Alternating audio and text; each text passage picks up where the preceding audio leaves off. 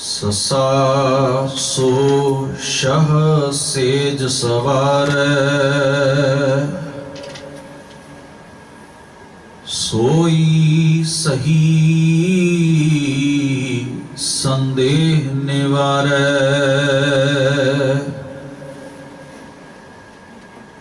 अल्प सुख छाड़ परम सुख पावा, तब एह त्रीय ओह कंत कहावा।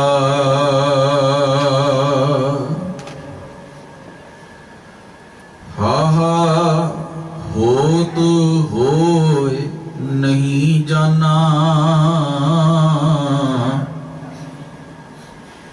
जब ही होय तब मन माना। है तो सही लखै जो कोई, तब ओही ओह एह न होई। ल्यों ल्यों करत फिरै सब लोग,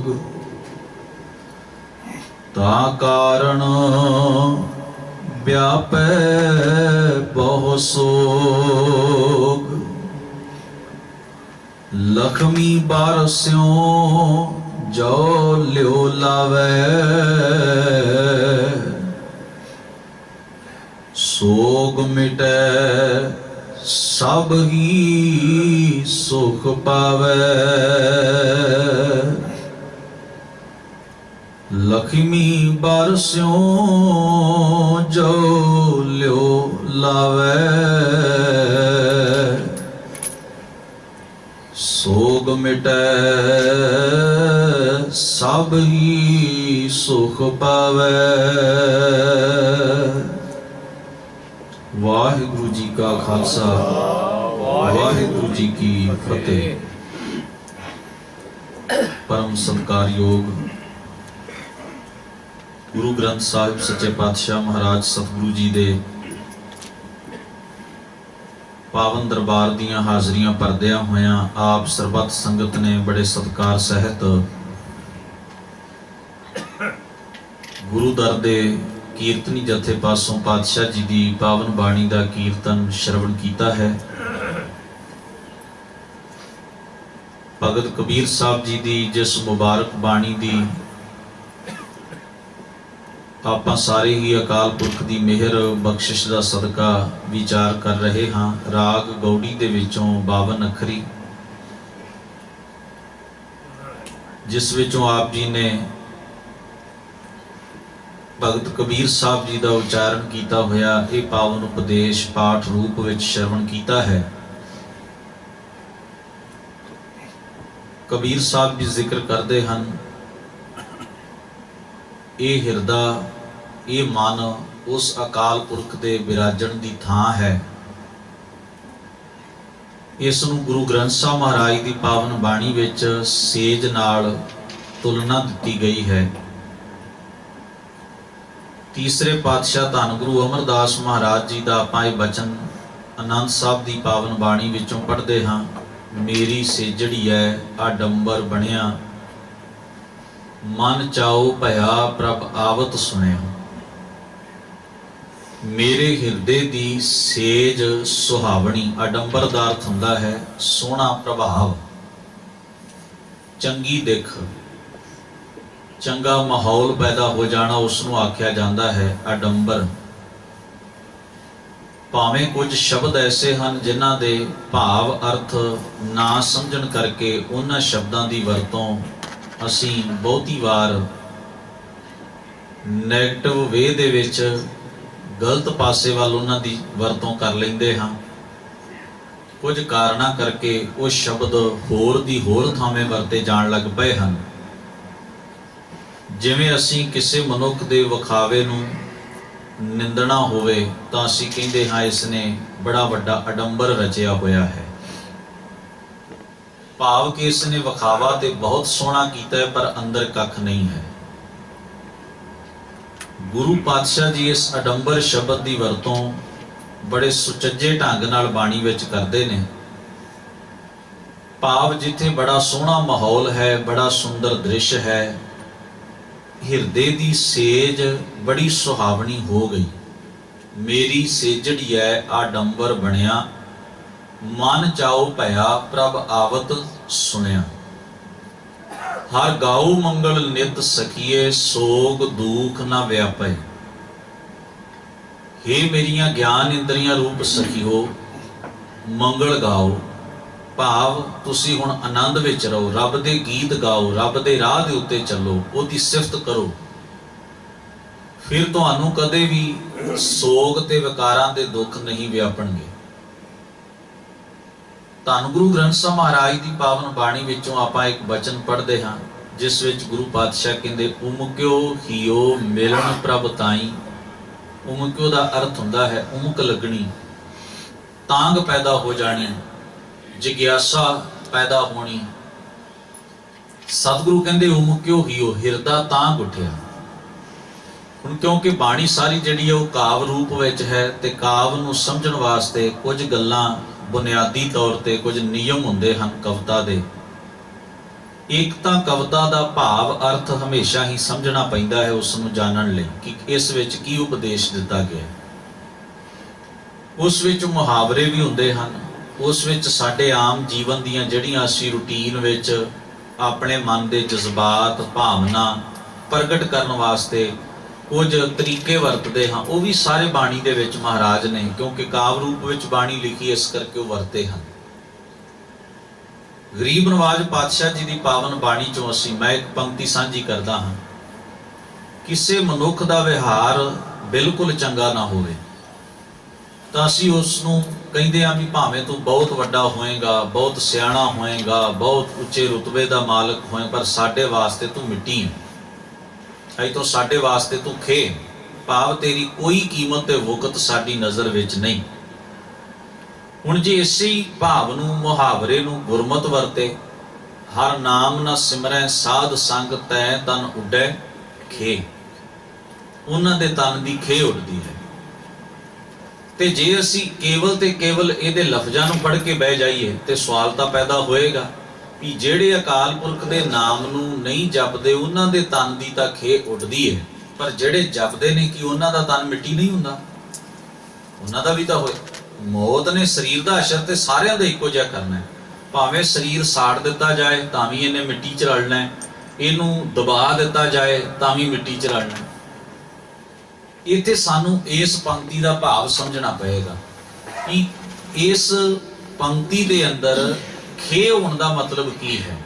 ਤਾਂ ਸਾਡੀ ਆਮ ਜਿਹੜੀ ਸਾਡੀ ਭਾਸ਼ਾ ਦੀ ਗੱਲ ਹੈ ਉਸ ਵਿੱਚ ਅਸੀਂ ਇਹ ਸ਼ਬਦ ਉੱਥੇ ਵਰਤਦੇ ਹਾਂ ਜਿੱਥੇ ਕਿਸੇ ਦੀ ਕੋਈ ਕੀਮਤ ਜਾਂ ਵੁਕਤ ਨਾ ਸਮਝੀਏ ਵੀ ਅੱਜ ਤੋਂ ਤੂੰ ਸਾਡੇ ਲਈ ਮਿੱਟੀ ਹੈ, ਮੇਰੇ ਲਈ ਇਹ ਸਾਰੀਆਂ ਚੀਜ਼ਾਂ ਜਿਹੜੀਆਂ ਨੇ ਮਿੱਟੀ ਸਮਾਨ ਨੇ। ਭਾਵ ਇਹਨਾਂ ਦੀ ਕੋਈ ਵੁਕਤ ਤੇ ਕੀਮਤ ਕਦਰ ਮੇਰੀ ਨਜ਼ਰ ਵਿੱਚ ਦ੍ਰਿਸ਼ਟੀ 'ਚ ਹੈ ਨਹੀਂ। ਤੋ ਗੁਰੂ ਗ੍ਰੰਥ ਸਾਹਿਬ ਮਹਾਰਾਜ ਦੀ ਪਾਵਨ ਬਾਣੀ ਵਿੱਚ ਵੀ ਐਸੇ ਮੁਹਾਵਰਿਆਂ ਦਾ ਜ਼ਿਕਰ ਜਿਹੜਾ ਹੈ, ਅਖੌਤਾਂ ਦਾ ਅਖਾਣਾਂ ਦਾ ਜ਼ਿਕਰ ਹੈ। ਫਿਰ ਗੁਰੂ ਪਾਤਸ਼ਾਹ ਨੇ ਐਸੀਆਂ ਉਦਾਹਰਨਾਂ ਵੀ ਵਰਤੀਆਂ ਨੇ ਜਿਹੜੀਆਂ ਸਾਡੇ ਕਲਚਰ ਵਿੱਚ ਵਰਤੀਆਂ ਜਾਂਦੀਆਂ ਸਨ, ਕਿਉਂਕਿ ਭਾਸ਼ਾ ਇਕੱਲੀ ਸ਼ਬਦਾਂ ਦੇ ਨਾਲ, ਅੱਖਰਾਂ ਦੇ ਵਰਣਮਾਲਾ ਦੇ ਨਾਲ ਹੀ ਸਾਰਾ ਕੁਝ ਨਹੀਂ ਸਾਰਦੀ। ਭਾਸ਼ਾ ਦੇ ਵਿੱਚ ਮੁਹਾਵਰੇ ਵੀ ਆਉਂਦੇ ਹਨ, ਅਖੌਤਾਂ ਵੀ ਆਉਂਦੀਆਂ ਹਨ, ਉਦਾਹਰਨਾਂ ਵੀ ਆਉਂਦੀਆਂ ਹਨ।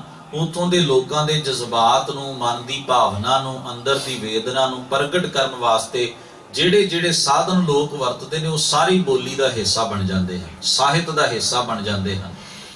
ਹੁਣ ਕਬੀਰ ਜੀ ਕਹਿੰਦੇ ਨੇ, ਉੱਡੋ ਨਾ ਕਾਗਾ ਕਾਰੇ ਵੇਗ ਮਿਲੀਜੈ ਆਪਣੇ RAM ਪਿਆਰੇ। ਇਹ ਕਾਲੇ ਕਾਵਾਂ ਉੱਡ, ਔਰ ਮੈਂ ਆਪਣੇ ਅਕਾਲ ਪੁਰਖ ਨੂੰ ਪਿਆਰੇ ਨੂੰ ਬੇਗ ਭਾਵ ਛੇਤੀ ਮਿਲਣਾ ਚਾਹੁੰਦਾ ਹਾਂ।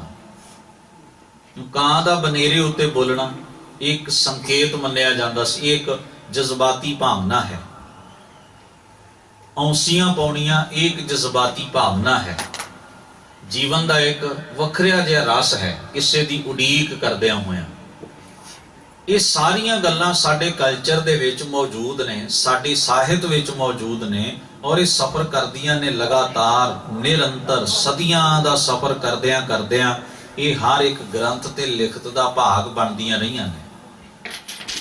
ਅੱਜ ਕਿਉਂਕਿ ਵੱਡੀ ਪੱਧਰ ਉਤੇ ਦੁਨੀਆ ਦੀਆਂ ਸਾਰੀਆਂ ਭਾਸ਼ਾਵਾਂ ਇੱਕ ਦੂਜੇ ਨਾਲ ਉਲਝ ਰਹੀਆਂ ਨੇ, ਰਲ ਮਿਲ ਰਹੀਆਂ ਨੇ, ਇਸ ਕਰਕੇ ਇਹਨਾਂ ਚੀਜ਼ਾਂ ਦਾ ਹੁਣ ਥੋੜਾ ਜਿਹਾ ਅਸਰ ਜਿਹੜਾ ਹੈ ਵੱਡੀ ਪੱਧਰ ਉਤੇ ਘਟਣਾ ਸ਼ੁਰੂ ਹੋ ਗਿਆ। ਨਹੀਂ ਤਾਂ ਅੱਜ ਤੱਕ ਇਹ ਸਾਰੀਆਂ ਚੀਜ਼ਾਂ ਬਾਅਦ ਦਸਤੂਰ ਸਾਡੇ ਸਾਹਿਤ ਵਿੱਚ ਚਲਦੀਆਂ ਹੀ ਆਉਂਦੀਆਂ ਨੇ, ਸਾਡੀ ਬੋਲਚਾਲ ਵਿੱਚ ਆਉਂਦੀਆਂ ਰਹਿੰਦੀਆਂ ਨੇ।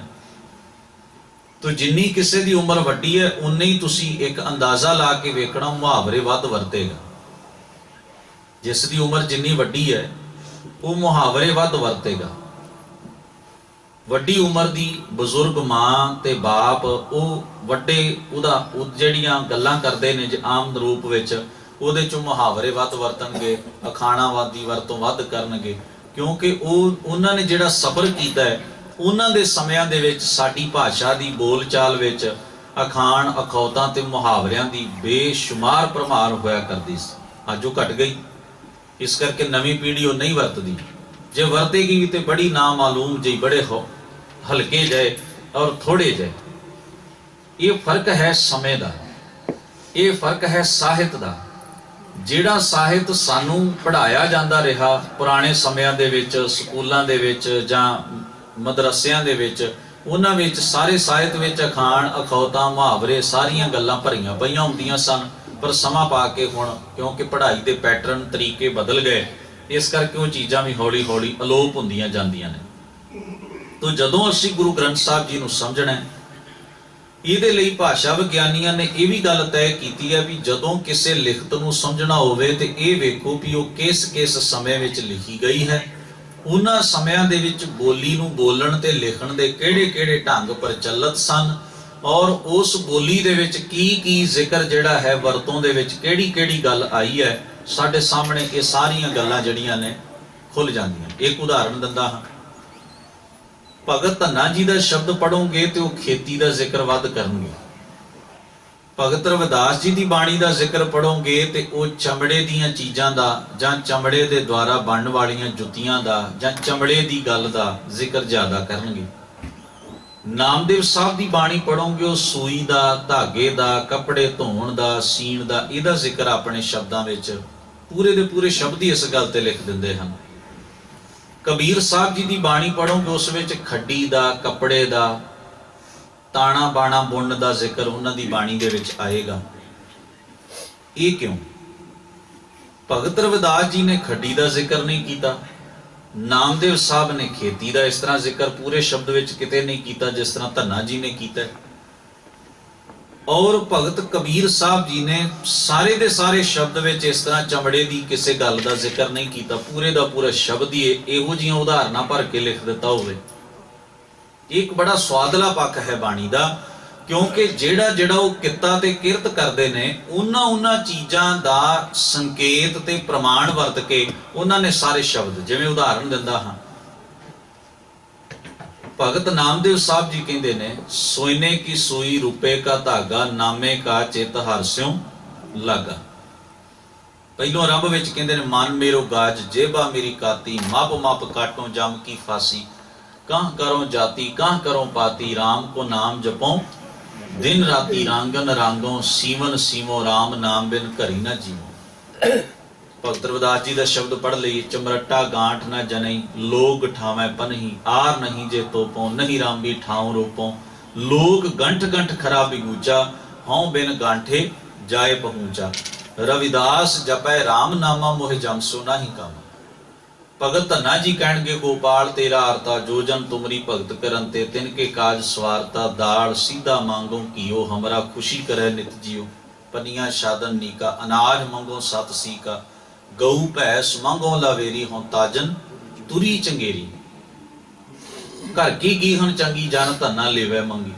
संकेत प्रमाण ओहो जे आए जिहो जी वो किरतकार करते हैं, जिहो जिहा उन्हां दा पेशा है, ਜਿਹੋ ਜਿਹਾ ਆਮ ਜੀਵਨ ਵਿੱਚ ਉਹ ਵਰਤੋਂ ਵਿਹਾਰ, ਉਦਾਹਰਨਾਂ, ਉਪਦੇਸ਼ ਸਾਰਿਆਂ ਦਾ ਇੱਕੋ ਜਿਹਾ ਹੀ ਹੈ। ਜਿਹੜੀ ਗੱਲ ਅਖੀਰ ਉੱਤੇ ਜਾ ਕੇ ਉਹਨਾਂ ਨਿਚੋੜ ਕੱਢਿਆ ਉਹ ਭਗਤ ਰਵਿਦਾਸ ਜੀ ਦਾ, ਭਗਤ ਨਾਮਦੇਵ ਸਾਹਿਬ ਜੀ ਦਾ, ਭਗਤ ਧੰਨਾ ਜੀ ਦਾ, ਭਗਤ ਰਾਮਾਨੰਦ, ਸਾਰਿਆਂ ਦਾ ਨਿਚੋੜ ਜਾ ਕੇ ਇੱਕੋ ਹੀ ਹੈ। पर शब्दावली विच फर्क है, उदाहरणा विच फर्क है, प्रमाणा विच फर्क है, क्योंकि वो शब्दावली प्रमाण ते उदाहरणा उहो ही वरतियां जाणियां ने जो कुछ उन्हां दे आले दुआले पसरिया होया है, जिस ढंग दा है। इन्हां चीज़ां दा बहुत वड्डा अंतर पैंदा। एक होर गल, कबीर साहब जी दी, नामदेव साहब जी दी, रविदास साहब जी दी बाणी विच तुसीं उन्हां कर्म कांडां दा सब तो वधेरे खंडन पढ़ोगे, क्योंकि कबीर साहब जी कांशी दे विच रहिंदे ने और उन्हां नूं बहुत चंगी तरह इस गल का पता है कि कांशी दे विच पंडित पुजारी लोग की कुछ धर्म के नाम ते करदे ते दुनिया कराउंदी है, क्योंकि तीर्थ स्थान है। धन्ना जी की बाणी दे विच इस गल का अभाव मिलेगा, क्योंकि वो इस चीज़ तो बहुत दूर बड़ी साधारण किरत करने वाले हैं। उन्होंने फिलोसफी उही दिती जिहड़ी दूसरे भगत साहिबाना ने कही है। फिलोसफी विच विचारधारा च अंतर नहीं, पर उन्होंने उस चीज़ के खंडन विच बहुते शब्द उच्चारण नहीं किए। ये अंतर भी सानू थां पुर थां बाणी का अभ्यास ते अध्ययन करदियां होया साडे सामने आ जाता है। तो गुरु ग्रंथ साहब महाराज की बाणी का कोई शब्द किथे लिखिया गया, किस समय विच ये बाणी प्रगट हुई, कैसे महापुरख ने इसनूं उच्चारण किया, वो किरतकार की करते सन, उन्हां दा आला दुआला किन्ना कि जिहड़ा उन्हां दा दायरा है, ये सारियां गल्लां संसारक पद्धर उत्ते बहुत मायने रखदियां ने किसी गल नूं समझण वास्ते। धन गुरु ग्रंथ साहब महाराज जी की पावन बाणी विच बहुत सारियां उदाहरणां की वरतों की, जिहड़ियां उदाहरणां आम साडे जीवन नाल ताल्लुक ते संबंध रखदियां ने, जिहड़ियां साडे वरतों विहार दियां ने। और भाषा दे विच काव्य दे विच वो उदाहरणां जिहड़ियां सन बहुतात पुराने कवि जिहड़े सन वरतिया करदे सन। जिवें पति ते पत्नी दे संबंध विच बहुत सारियां कवितावां लिखियां गईयां कि पत्नी पति दी अपने मालिक दी उड़ीक करदी है, वो प्रदेश गया होया है। उस बाबत फिर 12 माहे लिखे जाते सन, बहुत लंबियां लंबियां कवितावां जिहड़ियां सन उहदे विच लिखियां जांदियां, पौड़ियां छंत लिखे जाते, मंगल लिखे जाते, वो फिर लोकां नूं सुणाए जाते। कवि जो लोकां नूं सुणाउंदे और लोग बड़े ध्यान नाल उन्हां नूं सुणदे। किसी लड़ाई नूं बेस बना के लंबियां लंबियां वारां ढाडी ते कवि उन्हां समयां च लिखिया करदे सन और पिंडां दी सੱਥ विच लोकां ने इकट्ठे होके वो वारां पौड़ियां दे रूप विच सुणनीआं। जंग दा सारा नक्शा उस वार दे विच खिंचिया जांदा सी। ये सारियां गल्लां जिहड़ियां सन लोक रीत और लोक गीत इकट्ठे हो गए लोकां दी भावना दी तर्जमानी करन वास्ते। इस वास्ते सतगुरु गुरु ग्रंथ साहब महाराज जी की पावन बाणी विच भी ये सारे तरीके वरतों विच लिआंदे ते सारियां उदाहरणां वरतों विच लिआंदियां, पर उन्हां दा भाव गुरमत ने अपने हिसाब नाल कढिया। गरीब नवाज महाराज जी दे इस शब्द विच जिक्र है, उमक्यो गियो मिलन प्रभ ताई। मेरा जिहड़ा मन है वो तांग रहा है प्रभु नूं मिलण वास्ते। उहदे अंदर बड़ी तांग है, बड़ी उत्सुकता है, बेसबरी है। खोजत चरियो ते मन खोजण वास्ते चढ़ गया, खोजण तुर पिया। देखो प्रिय जाई भी मैं किसी तरह अपने प्यारे प्रभु नूं जाके वेखां, मन ने खोज आरंभ कर दी। जदों मन च तांग जागी मन ने खोज आरंभ कर ली।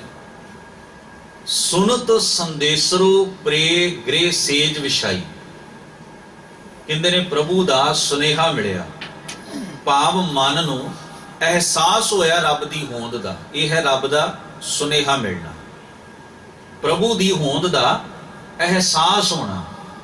औंसियां पाउंदियां सन पुरातन माइयां घरां दे विच, और औंसी पाउण दे नाल किसे दे आउण दा कोई खासा भावें संबंध ना भी होवे, पर गल सी ਜਿਹੜੇ जज्बात सन, भावनावां सन, जो महसूस करन दा अंदर मादा सी, ਉਹਦੇ ਹਿਸਾਬ ਦੇ ਨਾਲ ਹੀ ਉਹਨਾਂ ਨੇ ਔਂਸੀਆਂ ਪਾ ਲੈਣੇ। ਕਿਤੇ ਗੱਲ ਸੱਚ ਹੋ ਵੀ ਜਾਂਦੀ ਸੀ, ਕਿਤੇ ਨਹੀਂ ਵੀ ਸੀ ਹੁੰਦੀ, ਪਰ ਭਾਵਨਾ ਇਹ ਸੀ ਵੀ ਮਹਿਸੂਸ ਕੀਤਾ ਜਾਂਦਾ ਸੀ ਕਿਸੇ ਦੇ ਆਉਣ ਨੂੰ ਉਡੀਕਿਆ ਜਾਣਾ, ਬੇਸਬਰੀ ਰੱਖੀ ਜਾਣੀ। ਇਹ ਗੱਲਾਂ ਜਿਹੜੀਆਂ ਸਨ ਇਹ ਲੋਕਾਂ ਦੀ ਭਾਵਨਾ ਦੇ ਨਾਲ ਬਹੁਤ ਗਹਿਰਾ ਸੰਬੰਧ ਰੱਖਦੀਆਂ, ਬਹੁਤ ਡੂੰਘਾ। कुछ गल्लां ने जो समा पा के साडे सुरत विचों निकल गईयां, वो रस्म रह गई, बाकी चीज़ां भुल गईयां। खैर गुरु महाराज कहते हैं सुनत संदेसरो प्रे, प्रे प्यारे प्रभु दा सुनिया सुन के गृह सेज विछाई, ਗ੍ਰਹਿ ਦਾ ਮਤਲਬ ਹੁੰਦਾ ਹੈ ਹਿਰਦੇ ਰੂਪੀ ਘਰ ਦੀ ਮੈਂ ਸੇਜ ਵਿਛਾ ਦਿੱਤੀ ਹੈ ਕਿ ਉਹ ਪਿਆਰਾ ਪ੍ਰਭੂ ਆ ਕੇ ਇਸ ਜਗ੍ਹਾ ਦੇ ਉੱਤੇ ਬੈਠੇਗਾ। ਉਹਦੇ ਬਿਰਾਜਮਾਨ ਹੋਣ ਦੀ ਥਾਂ ਮੈਂ ਖਾਲੀ ਕਰ ਦਿੱਤੀ ਹੈ। ਵੀ ਉਸ ਅਕਾਲ ਪੁਰਖ ਵਾਹਿਗੁਰੂ ਨੇ ਇਸ ਹਿਰਦੇ ਦੀ ਸੇਜ ਉੱਤੇ ਆ ਕੇ ਬਿਰਾਜਣਾ ਹੈ। ਇਸ ਕਰਕੇ ਜੀਵ ਆਤਮਾ ਨੂੰ ਭਾਵ ਮਨੁੱਖ ਮਾਤਰ ਨੂੰ ਗੁਰੂ ਗ੍ਰੰਥ ਸਾਹਿਬ ਮਹਾਰਾਜ ਦੀ ਬਾਣੀ ਦੇ ਵਿੱਚ ਜੀਵ ਆਤਮਾ ਕਹਿ ਕੇ ਜਾਂ ਸੁਹਾਗਣ ਤੇ ਦੁਹਾਗਣ ਦੋ ਅਰਥਾਂ ਦੇ ਵਿੱਚ ਬਿਆਨ ਕਰਕੇ ਇੱਕ ਰਿਸ਼ਤਾ ਹੈ। ਜਿਵੇਂ ਦੁਹਾਗਣ ਦਾ ਜੀਵਨ ਇਹ ਹੈ ਵੀ ਉਹ ਇੱਕ ਮਾਲਕ ਪਤੀ ਦੇ ਨਾਲ ਵਰੀ ਹੋਈ ਵੀ ਵਿਆਹੀ ਹੋਈ ਵੀ ਆਪਣਾ ਕਿਰਦਾਰ ਸਾਫ਼ ਨਹੀਂ ਰੱਖ ਸਕੀ। ਸੁਹਾਗਣ ਉਹ ਹੈ ਜਿਹੜੀ ਆਪਣੇ ਰਿਸ਼ਤੇ ਦੀ ਪਵਿੱਤਰਤਾ ਨੂੰ ਕਾਇਮ ਰੱਖਦਿਆਂ ਹੋਇਆਂ ਉਸ ਰਿਸ਼ਤੇ ਦੇ ਸਾਰੇ ਗੁਣਾਂ ਤੇ ਫਰਜ਼ਾਂ ਨੂੰ ਨਿਭਾ ਲੈਂਦੀ ਹੈ। ਇਸੇ ਤਰ੍ਹਾਂ ਇਹ ਉਦਾਹਰਣ ਮਨੁੱਖ ਸਾਡੇ ਸਾਰਿਆਂ ਤੇ ਢੁਕਾਉਂਦਿਆਂ ਹੋਇਆਂ ਕਿਹਾ, ਜਿਹੜੇ ਮਨੁੱਖ ਉਸ ਰੱਬ ਦਾ ਦਿੱਤਾ ਖਾਂਦੇ ਹਨ, ਇੱਕ ਦਾਤੇ ਨੂੰ ਵਿਸਾਰ ਕੇ ਹੋਰ ਥਾਈਂ ਭਟਕਦੇ ਹਨ, ਉਹ ਰੱਬ ਦਾ ਤੇ ਇਸ ਮਨੁੱਖ ਦਾ ਜਿਹੜਾ ਪਾਕ ਪਵਿੱਤਰ ਰਿਸ਼ਤਾ ਹੈ ਉਹਨੂੰ ਕਾਇਮ ਨਹੀਂ ਰੱਖ ਸਕੇ। ਉਹਨਾਂ ਦਾ ਜੀਵਨ ਦੁਹਾਗਣਾ ਵਾਲਾ, ਦੁਹਾਗਣੀ ਕਾ ਮਹਿਲ ਨਾ ਪਾਇਆ। ਤੇ ਸੁਹਾਗਣ ਦਾ ਮਤਲਬ ਹੈ ਜਿਨ੍ਹਾਂ ਨੇ ਉਸ ਰੱਬ ਨਾਲ ਇੱਕ ਰਿਸ਼ਤਾ ਰੱਖ ਕੇ ਬਾਕੀ ਆਸਰੇ ਪਰਨੇ ਸਾਰੇ ਵਿਸਾਰ ਦਿੱਤੇ ਹਨ ਤੇ ਹਰ ਉਸ ਗੁਣ ਨੂੰ ਜੀਵਨ ਵਿੱਚ ਜੀਵਿਆ ਹੈ ਜਿਹੜਾ ਰੱਬ ਔਰ ਮਨੁੱਖ ਦੇ ਦਰਮਿਆਨ ਇਹ ਰਿਸ਼ਤਾ ਬਣ ਕੇ ਜਿਹੜੇ ਗੁਣ ਉਹਦੇ ਜੀਵਨ ਵਿੱਚ ਆਉਂਦੇ ਹਨ, ਜਿਹੜੀਆਂ ਖੂਬੀਆਂ ਮਨੁੱਖ ਵਿੱਚ ਹੋਣੀਆਂ ਚਾਹੀਦੀਆਂ ਹਨ, ਉਹ ਅਸੂਲ, ਉਸ ਨਿਯਮ, ਉਸ ਮਰਿਆਦਾ ਦਾ ਪੂਰਾ ਪਾਲਣ ਕਰਨ ਵਾਲਿਆਂ ਨੂੰ ਉਸ ਪਵਿੱਤਰ ਰਿਸ਼ਤੇ ਨਾਲ ਤੁਲਨਾ ਦੇ ਦਿੱਤੀ ਸੁਹਾਗਣ ਨਾਲ।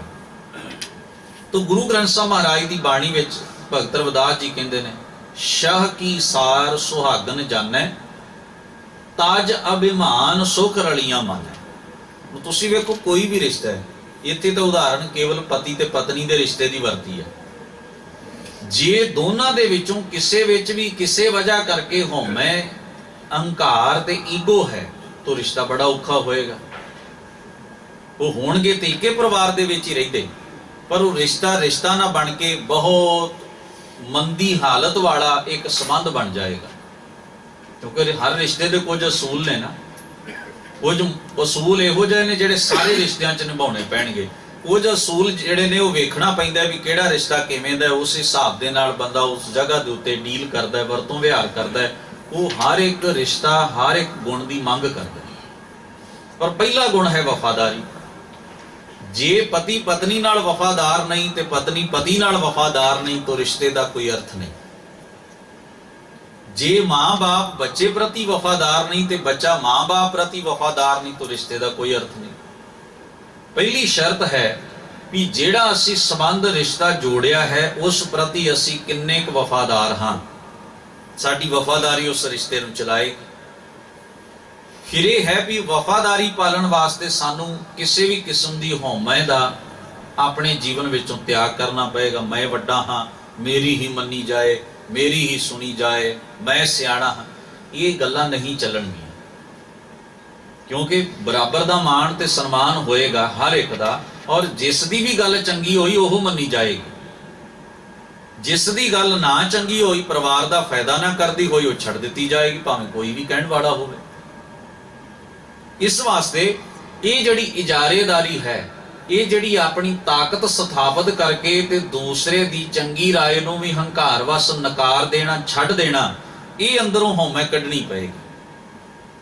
ਇਸ ਨੂੰ ਗੁਰੂ ਪਾਤਸ਼ਾਹ ਬਾਣੀ ਦੇ ਵਿੱਚ ਕਹਿੰਦੇ ਨੇ ਤਾਜ ਅਭਿਮਾਨ। ਆਪਣੀ ਹਉ ਤੇ ਆਪਣਾ ਅਭਿਮਾਨ ਛੱਡ ਕੇ ਹੀ ਉਸ ਰਿਸ਼ਤੇ ਦਾ ਸੁੱਖ ਤੇ ਮਿਲਾਪ ਮਾਣਿਆ ਜਾ ਸਕਦਾ ਹੈ। ਤਜ ਅਭਿਮਾਨ ਸੁਖ ਰਲੀਆਂ ਮਾਨੈ, ਤਨ ਮਨ ਦੇਨ ਅੰਤਰ ਰਾਖੈ। ਉੱਥੇ ਤਨ ਦਾ ਰਿਲੇਸ਼ਨ ਵੀ ਹੁੰਦਾ ਤੇ ਮਨ ਦਾ ਵੀ ਹੁੰਦਾ। ਹੁਣ ਬਹੁਤ ਸੰਸਾਰ ਦੇ ਅੰਦਰ ਖੂਨ ਦੇ ਬਲੱਡ ਰਿਲੇਸ਼ਨ ਤਾਂ ਹਨ, ਤਨ ਦੇ ਰਿਸ਼ਤੇ ਤੇ ਜੁੜੇ ਹੋਏ ਨੇ, ਪਰ ਮਨ ਦੇ ਰਿਸ਼ਤੇ ਜਿਹੜੇ ਹਨ ਉਹ ਇੰਨੇ ਬਿਖਰ ਜਾਂਦੇ ਨੇ ਕਿ ਬਲੱਡ ਰਿਲੇਸ਼ਨ ਹੁੰਦਿਆਂ ਹੋਇਆਂ ਵੀ ਇੱਕ ਦੂਸਰੇ ਦੇ ਖਿਲਾਫ ਕਚਹਿਰੀ ਵਿੱਚ ਖਲੋਤੇ ਹੋਏ ਤੁਹਾਨੂੰ ਲੋਕ ਮਿਲ ਜਾਣਗੇ। ਤਨ ਦਾ ਰਿਸ਼ਤਾ ਤੇ ਜੋੜ ਲਿਆ, ਮਨ ਦਾ ਰਿਸ਼ਤਾ ਨਹੀਂ ਜੁੜ ਸਕਿਆ। ਇਸ ਕਰਕੇ ਪਤੀ ਤੇ ਪਤਨੀ ਤੁਹਾਨੂੰ ਕੋਰਟਾਂ ਤੇ ਕਚਹਿਰੀਆਂ 'ਚ ਧੱਕੇ ਖਾਂਦੇ ਮਿਲ ਜਾਣਗੇ। ਤਾਂ ਇਹ ਜਿਹੜੀ ਚੀਜ਼ ਹੈ, ਇੱਥੇ ਕੀ ਅੰਤਰ ਹੈ ਵੀ ਤਨ ਦਾ ਬਾਹਰੀ ਸੰਬੰਧ ਜਿਹੜਾ ਹੈ ਬਾਹਰੀ ਰਿਲੇਸ਼ਨ ਜਿਹੜਾ ਹੈ ਉਹ ਭਾਵੇਂ ਖੂਨ ਦਾ ਹੋਵੇ ਭਾਵੇਂ ਸਰੀਰਕ ਹੋਵੇ ਕਿਸੇ ਰਿਸ਼ਤੇ ਵਿੱਚ, ਉਹ ਤੇ ਜੁੜ ਗਿਆ। ਤੇ ਦੂਸਰਾ ਮਨ ਦਾ ਸੰਬੰਧ, ਭਾਵ ਖਿਆਲ ਨਹੀਂ ਰਲੇ, ਵਿਚਾਰ ਨਹੀਂ ਰਲੇ, ਜੋ ਉਸ ਰਿਸ਼ਤੇ ਦੇ ਕੁਝ ਗੁਣ ਸਨ ਉਹ ਇੱਕ ਦੂਜੇ ਦੇ ਨਾਲ ਸਾਂਝੇ ਨਹੀਂ ਹੋ ਸਕੇ, ਤੇ ਉੱਥੇ ਕੋਈ ਨਾ ਕੋਈ ਕਿਸੇ ਨਾ ਕਿਸੇ ਪੱਖੋਂ ਨੂੰ ਨਿਭਾਉਣ ਦੇ ਵਿੱਚ ਕਮੀ ਰਹਿੰਦੀ ਰਹੀ। ਇਹੀ ਗੱਲ ਰੱਬ ਦੀ ਤੇ ਜੀਵ ਆਤਮਾ ਦੀ ਹੈ। ਇੱਥੇ ਬਾਹਰੀ ਤੌਰ ਉਤੇ ਮੈਂ ਰੱਬ ਦੀ ਅੰਸ਼ ਹਾਂ, ਰੱਬ ਦਾ ਬੰਦਾ ਹਾਂ, ਰੱਬ ਦਾ ਬਣਾਇਆ ਹੋਇਆ ਹਾਂ, ਇਹ ਮੇਰਾ ਸੰਬੰਧ ਤੇ ਹੈ ਕਾਦਰ ਦੇ ਨਾਲ, ਪਰ ਮਨ ਦਾ ਕੋਈ ਰਿਸ਼ਤਾ ਨਹੀਂ ਹੈ। ਮਨ ਵਿੱਚ ਨਾ ਉਹਦਾ ਅਦਬ ਹੈ, ਨਾ ਮਨ ਵਿੱਚ ਉਸ ਰੱਬ ਦੀ ਯਾਦ ਹੈ, ਨਾ ਮਨ ਵਿੱਚ ਉਸ ਪ੍ਰਤੀ ਵਫਾਦਾਰੀ ਹੈ, ਨਾ ਮਨ ਦੇ ਅੰਦਰ ਉਸ ਰੱਬ ਦੇ ਗੁਣਾਂ ਨੂੰ ਜੀਣ ਦੀ ਹਸਰਤ ਹੈ, ਤੇ ਨਾ ਹੀ ਉਹਦੀ ਕੋਈ ਭੈ ਭਾਵਨੀ ਹੈ। ਇਸ ਕਰਕੇ ਸੰਬੰਧ ਹੁੰਦਿਆਂ ਹੋਇਆਂ ਵੀ ਕਰਤੇ ਦੇ ਨਾਲ ਮੈਂ ਉਹਦੀ ਪੈਦਾਇਸ਼ ਹੁੰਦਿਆਂ ਹੋਇਆਂ ਵੀ ਉਹਦੇ ਤੋਂ ਬਹੁਤ ਦੂਰ ਖੜਾ, ਉਹਦੇ ਵਿਰੁੱਧ ਖੜਾ, ਉਹਦੇ ਤੋਂ ਪਾਸੇ ਜਾ ਕੇ ਖੜਾ। ਜਿਵੇਂ ਮੇਰੇ ਜੀਵਨ ਉੱਤੇ ਇਹ ਵੀ ਲੇਬਲ ਲੱਗਾ ਹੋਇਆ ਕਿ ਮੈਂ ਗੁਰੂ ਦਾ ਸਿੱਖ ਹਾਂ, ਸੰਬੰਧ ਜੁੜ ਗਿਆ ਨਾ, ਸਿੱਖ ਤੇ ਗੁਰੂ ਵਾਲਾ ਸੰਬੰਧ ਤੇ ਹੈ, ਪਰ ਮਨ ਦਾ ਤੇ ਸਿੱਖੀ ਦਾ ਸੰਬੰਧ ਨਹੀਂ। ਬਾਹਰੋਂ ਸਿੱਖ ਦਾ ਤੇ ਗੁਰੂ ਦਾ ਇੱਕ ਰਿਸ਼ਤਾ ਸੰਸਾਰ ਨੂੰ ਵਿਖਾਉਣ ਵਾਸਤੇ ਤੇ ਹੈ ਮੇਰੇ ਕੋਲ, ਮੈਂ ਕਹਿ ਸਕਦਾ ਵੀ ਮੈਂ ਬਾਈ ਗੁਰੂ ਦਾ ਸਿੱਖ ਹਾਂ, ਪਰ ਮਨ ਦਾ ਤੇ ਗੁਰੂ ਦੀ ਸਿੱਖੀ ਦਾ, ਗੁਰੂ ਦੀ ਸਿੱਖਿਆ ਦਾ ਆਪਸ ਵਿੱਚ ਕੋਈ ਰਿਲੇਸ਼ਨ ਨਹੀਂ ਬਣ ਰਿਹਾ, ਅੰਤਰ ਹੈ, ਵਿਥ ਹੈ। ਇਸ ਵਾਸਤੇ ਅਣਮੰਨੇ ਜਾਏ ਮਨ ਨਾਲ, ਮਜਬੂਰੀ ਜਈ ਦੇ ਨਾਲ ਇਹ ਰਿਸ਼ਤਾ ਜਿਹੜਾ ਹੈ ਚੱਲ ਤੇ ਰਿਹਾ ਹੈ, ਪਰ ਜਿਹੜੀਆਂ ਖੂਬੀਆਂ ਹੋਣੀਆਂ ਚਾਹੀਦੀਆਂ ਨੇ ਨਾ ਰਿਸ਼ਤੇ ਦੇ ਵਿੱਚ ਉਹ ਨਹੀਂ। 60 ਸਾਲ 70 ਸਾਲ 80 ਸਾਲ ਆਪਾਂ ਕੋਈ ਰਿਸ਼ਤਾ ਨਿਭਾਉਂਦੇ ਹਾਂ, ਤੇ ਜਦੋਂ ਉਦੋਂ ਸਾਨੂੰ 70 ਸਾਲ ਰਿਸ਼ਤਾ ਨਿਭਾਉਣ ਤੋਂ ਬਾਅਦ ਵੀ ਪੁੱਛੇ ਜੀ ਤੁਸੀਂ ਕੀ ਕਹਿਣਾ ਚਾਹੋਗੇ, ਤਾਂ ਬੰਦਾ ਕਹਿ ਦਿੰਦਾ ਜ਼ਿੰਦਗੀ ਬਰਬਾਦ ਕਰ ਲਈ। ਇਹ ਨਿਚੋੜ ਹੈ, ਇਹ ਰਿਜ਼ਲਟ ਹੈ ਸਾਰੀ ਲਾਈਫ ਦਾ। ਜਦੋਂ ਅਜੇ ਵੀ ਬੰਦਾ ਆਪਣੇ ਰਿਸ਼ਤੇ ਤੋਂ ਦੁਖੀ ਇਹ ਗੱਲ ਕਹਿੰਦਾ ਵੀ ਕੱਖ ਨਹੀਂ, ਬਸ ਐਵੇਂ ਗਲ ਪਿਆ, ਢੋਲ ਵਜਾਉਣਾ ਪਿਆ, ਲੋਕਾਂ ਦੇ ਵਿਖਾਉਣ ਨੂੰ ਅਸੀਂ ਸਾਡਾ ਰਿਸ਼ਤਾ ਸੀ, ਅਸੀਂ ਭਰਾ ਸਾਂ, ਅਸੀਂ ਪਿਤਾ ਪੁੱਤਰ, ਮਾਂ ਪੁੱਤਰ, ਪਿਓ ਧੀ ਜਾਂ ਪਤੀ ਪਤਨੀ, ਵੀ ਬਸ ਦੁਨੀਆ ਵਾਸਤੇ ਸਾਂ, ਸਾਡੇ ਰਿਸ਼ਤੇ 'ਚ ਕੋਈ ਗੱਲ ਹੈ ਨਹੀਂ, ਨਾ ਕੋਈ ਪਿਆਰ ਹੈ, ਨਾ ਮੁਹੱਬਤ ਹੈ, ਨਾ ਵਫਾਦਾਰੀ ਹੈ, ਨਾ ਕੋਈ ਰਿਸ਼ਤੇ 'ਚ ਗੁਣ ਹੈ, ਬਸ ਅੰਦਰੋਂ ਕੋਈ ਤਾਲਮੇਲ ਮਨ ਦਾ ਨਹੀਂ ਬਣਿਆ। ਇਹੀ ਅਵਸਥਾ ਮਨੁੱਖ ਦੇ ਜੀਵਨ ਦੀ ਹੈ। ਜਦੋਂ ਉਹ ਆਪਣਾ ਸੰਬੰਧ ਗੁਰੂ ਨਾਲ ਦੱਸਦਾ ਹੈ, ਰੱਬ ਨਾਲ ਦੱਸਦਾ ਵੀ ਮੈਂ ਰੱਬ ਨੂੰ ਮੰਨਦਾ ਹਾਂ, ਮੈਂ ਗੁਰੂ ਦਾ ਸਿੱਖ ਹਾਂ, ਇਹ ਰਿਸ਼ਤੇ ਜੋੜ ਕੇ ਰੱਖਦਾ ਹੈ। ਪਰ ਜਦੋਂ ਅੰਦਰੂਨੀ ਸਾਂਝ ਉਹਦੀ ਬਿਖਰੀ ਤੇ ਟੁੱਟੀ ਹੋਈ ਹੈ ਤਾਂ ਕੀ ਬਣਦਾ ਹੈ? ਸਾਰੀ ਜ਼ਿੰਦਗੀ ਉਹ ਵਿਖਾਵਾ ਤੇ ਕਰਦਾ ਹੈ ਰੱਬ ਦਾ ਬੰਦਾ ਹੋਣ ਦਾ, ਗੁਰੂ ਦੇ ਨੇੜੇ ਹੋਣ ਦਾ, ਪਰ ਅੰਦਰ ਦੀਆਂ ਦੂਰੀਆਂ ਸਾਰੀ ਉਮਰ ਮਿਟਦੀਆਂ ਨਹੀਂ, ਉਸੇ ਤਰ੍ਹਾਂ ਹੀ ਬਣਾਈ ਰੱਖਦਾ। ਗੱਲ ਦੋਵਾਂ ਭਾਵਾਂ ਦੇ ਵਿੱਚ ਹੀ ਭਗਤ ਸਾਹਿਬਾਨ ਨੇ ਆਖੀ। ਔਰ ਕਹਿੰਦੇ ਨੇ ਅਸਲ ਸੁਹਾਗਣ ਕੌਣ ਹੈ? ਜਿਹੜਾ ਅਭਿਮਾਨ ਛੱਡ ਦੇਵੇ, ਰਿਸ਼ਤੇ ਨੂੰ ਨਿਭਾਉਣ ਵਾਲਾ ਅਸਲ ਕੌਣ ਹੈ? ਜਿਸ ਨੇ ਅਭਿਮਾਨ ਛੱਡਿਆ, ਉਸਨੇ ਸੁੱਖ ਤੇ ਮਿਲਾਪ ਦਾ ਆਨੰਦ ਮਾਣਿਆ। ਜਿਹੜਾ ਤਨ ਤੇ ਮਨ ਦਾ ਭੇਦ ਫਰਕ ਨਾ ਰੱਖੇ, ਭਾਵ ਜਿਸ ਨੇ ਆਪਣਾ ਸਾਰਾ ਜੀਵਨ ਜੋ ਜ਼ਿੰਮੇਵਾਰੀਆਂ ਸਨ ਉਹ ਤਨ ਕਰਕੇ ਵੀ ਨਿਭਾਈਆਂ ਤੇ ਮਨ ਕਰਕੇ ਵੀ ਨਿਭਾਈਆਂ, ਦੋਵੇਂ ਗੱਲਾਂ। ਹੁਣ ਜੇ ਕੋਈ ਬੱਚਾ ਆਪਣੇ ਮਾਂ-ਬਾਪ ਨੂੰ ਕਹੇ ਮੇਰੇ ਮਨ 'ਚ ਤੁਹਾਡੀ ਬਹੁਤ ਰਿਸਪੈਕਟ ਹੈ, ਪਰ ਮੈਂ 5 ਮਿੰਟ ਵੀ ਤੁਹਾਡੀ ਗੱਲ ਸੁਣ ਲਈ ਨਹੀਂ ਕੱਢ ਸਕਦਾ, ਤਾਂ ਉਸ ਮਨ ਦੀ ਰਿਸਪੈਕਟ ਦੇ ਦਾਅਵੇ ਦਾ ਮਤਲਬ ਕੀ ਨਿਕਲੇ? ਹੁਣ ਮਨ ਦਾ ਤਾਂ ਰਿਲੇਸ਼ਨ ਹੋਵੇ, ਪਰ ਬਾਹਰੀ ਤੌਰ ਉਤੇ ਮਾਂ ਦੀ ਗੱਲ ਸੁਣਨ ਤੋਂ, ਬਾਪ ਦੀ ਗੱਲ ਸੁਣਨ ਤੋਂ, 5 ਮਿੰਟ ਕੋਲ ਬਹਿਣ ਤੋਂ ਵੀ ਬਾਗੀ ਹੋ ਜਾਏ ਵੀ ਨਹੀਂ, ਕੋਲ ਰੱਖਣ ਤੋਂ ਬਾਗੀ ਹੋ ਜਾਏ ਵੀ ਨਹੀਂ। ਹੁਣ ਇਹ ਹੈ ਮਨ ਦਾ ਸੰਬੰਧ। ਕੀ ਕਰੇਗਾ ਜਦੋਂ ਬਾਹਰੀ ਤੌਰ ਉਤੇ ਵਿਹਾਰ ਦੇ ਵਿੱਚ ਹੀ ਬਹੁਤ ਵੱਡਾ ਫਰਕ ਹੈ। ਇਹ ਹੈ ਤਨ ਤੇ ਮਨ ਦੋਵਾਂ ਦੀ ਗੱਲ ਇਸੇ ਕਰਕੇ ਕੀਤੀ, ਤਨ ਮਨ ਦੇ ਨਾ ਅੰਤਰ ਰੱਖੈ। ਔਰ ਇੱਕ ਹੋਰ ਖੂਬੀ ਜੀਵਨ ਦੇ ਵਿੱਚ ਲੈ ਆਵੇ ਤੇ ਔਗਣ ਤੋਂ ਬਚ ਜਾਓ ਕਿ ਅਵਰਾਂ ਦੇਖ ਨਾ ਸੁਣੈ ਅਭਾਖੈ। ਜਿਹੜਾ ਰਿਸ਼ਤਾ ਮੇਰਾ ਹੈ ਨਾ, ਉਹਦੇ ਵਿੱਚ ਜਦੋਂ ਤੀਜਾ ਆ ਕੇ ਦਖਲ ਅੰਦਾਜ਼ੀ ਕਰੇਗਾ ਤੇ ਪ੍ਰੋਬਲਮ ਵੱਧ ਜਾਏਗੀ। ਉਲਝਣ ਸਾਡੀ ਹੈ ਤੇ ਸੁਲਝਾਉਣ ਦੀ ਕੋਸ਼ਿਸ਼ ਵੀ ਸਾਨੂੰ ਕਰਨੀ ਪੈਣੀ ਹੈ। ਜਦੋਂ ਤੀਸਰੇ ਦੀ, ਚੌਥੇ ਦੀ, ਪੰਜਵੇਂ ਦੀ, ਛੇਵੇਂ ਦੀ ਜਿੰਨੀਆਂ ਤੁਸੀਂ ਰਾਏ ਵਿੱਚ ਲਈ ਆਓਗੇ, ਜਿੰਨੇ ਲੋਕ ਉਹਦੇ 'ਚ ਇੰਟਰਫੇਅਰ ਦਖਲ ਅੰਦਾਜ਼ੀ ਕਰਦੇ ਜਾਣਗੇ, ਤੁਹਾਡਾ ਰਿਸ਼ਤਾ ਹੋਰ ਉਲਝਦਾ ਜਾਏਗਾ। ਇਹ ਕੁਦਰਤੀ ਹੈ। ਜਦੋਂ ਉਲਝਾਇਆ ਤੁਸੀਂ ਉਲਝਾਇਆ, ਜੇ ਤੁਸੀਂ ਸੁਲਝਾਓਗੇ ਤੇ ਸੁਲਝੇਗਾ, ਵਰਨਾ ਬਾਹਰ ਦਾ ਕੋਈ ਬੰਦਾ ਇਹਨੂੰ ਸੁਲਝਾ ਨਹੀਂ ਸਕਦਾ। ਉਹ ਕੀ ਕਹਿ ਜਾਏਗਾ, ਚਾਰ ਗੱਲਾਂ ਇਹਨੂੰ ਕਹਿ ਜਾਏਗਾ, ਚਾਰ ਉਹਨੂੰ ਕਹਿ ਜਾਏਗਾ। ਮੰਨਣੀਆਂ ਤੇ ਅਸੀਂ ਨੇ ਨਾ, ਜਿਨ੍ਹਾਂ ਨੇ ਰਿਸ਼ਤਾ ਨਿਭਾਉਣਾ ਹੈ। ਉਹਦੇ ਕਹਿਣ ਨਾਲ ਕੀ ਹੋਏਗਾ? ਜਿਨ੍ਹਾਂ ਨੇ ਰਿਸ਼ਤਾ ਨਿਭਾਉਣਾ ਹੈ, ਜਦੋਂ ਉਹਨਾਂ ਦੇ ਅੰਦਰ ਹੀ ਕੋਈ ਗੱਲ ਨਹੀਂ, ਉਹ ਹੀ ਸੁਲਝਾਉਣਾ ਨਹੀਂ ਚਾਹੁੰਦੇ ਦੋਨੋਂ, ਤਾਂ ਭਾਵੇਂ ਜਿੱਡਾ ਮਰਜ਼ੀ ਵੱਡਾ ਗਿਆਨੀ ਲੈ ਆਓ ਸਮਝਾਉਣ ਵਾਸਤੇ, ਜਿੱਡਾ ਮਰਜ਼ੀ ਸਿਆਣਾ ਬੰਦਾ ਲੈ ਆਓ, ਕੋਈ ਫਰਕ ਨਹੀਂ ਪਏਗਾ, ਪਰ ਪੈਂਦਾ ਵੀ ਨਹੀਂ। ਕੋਰਟ ਕਚਹਿਰੀ ਕਈਆਂ ਨੂੰ ਸਮਾਂ ਦਿੰਦੀ ਹੈ। ਤੁਹਾਡਾ ਤਲਾਕ ਹੋਣ ਤੋਂ ਪਹਿਲਾਂ ਤੁਹਾਨੂੰ ਇੰਨਾ ਸਮਾਂ ਦਿੱਤਾ ਜਾਂਦਾ ਹੈ, ਤੁਸੀਂ ਇਹਨੂੰ ਸੁਲਝਾਉਣ ਦੀ ਕੋਸ਼ਿਸ਼ ਕਰੋ। ਪਰ ਜਿਹੜੇ ਤਾਂ ਸੁਲਝਾ ਲੈਣ, ਜਿਨ੍ਹਾਂ ਨੂੰ ਸਮਝ ਆ ਜਾਏ ਵੀ ਉਲਝਣ ਸਾਡੀ ਹੈ, ਉਹ ਬਚ ਜਾਂਦੇ ਨੇ ਅਖੀਰਲੇ ਪੜਾਅ ਤੇ ਜਾਣ ਤੋਂ। ਤੇ ਜਿਹੜੇ ਉੱਥੇ ਜਾ ਕੇ ਵੀ ਆਪਣੀ ਹਉਮੈ ਤੇ ਹੰਗਤਾ ਨਾ ਛੱਡਣ, ਉਹ ਫਿਰ ਅਖੀਰਲਾ ਪੜਾਅ ਵੀ ਤੈਅ ਕਰ ਹੀ ਜਾਂਦੇ ਨੇ।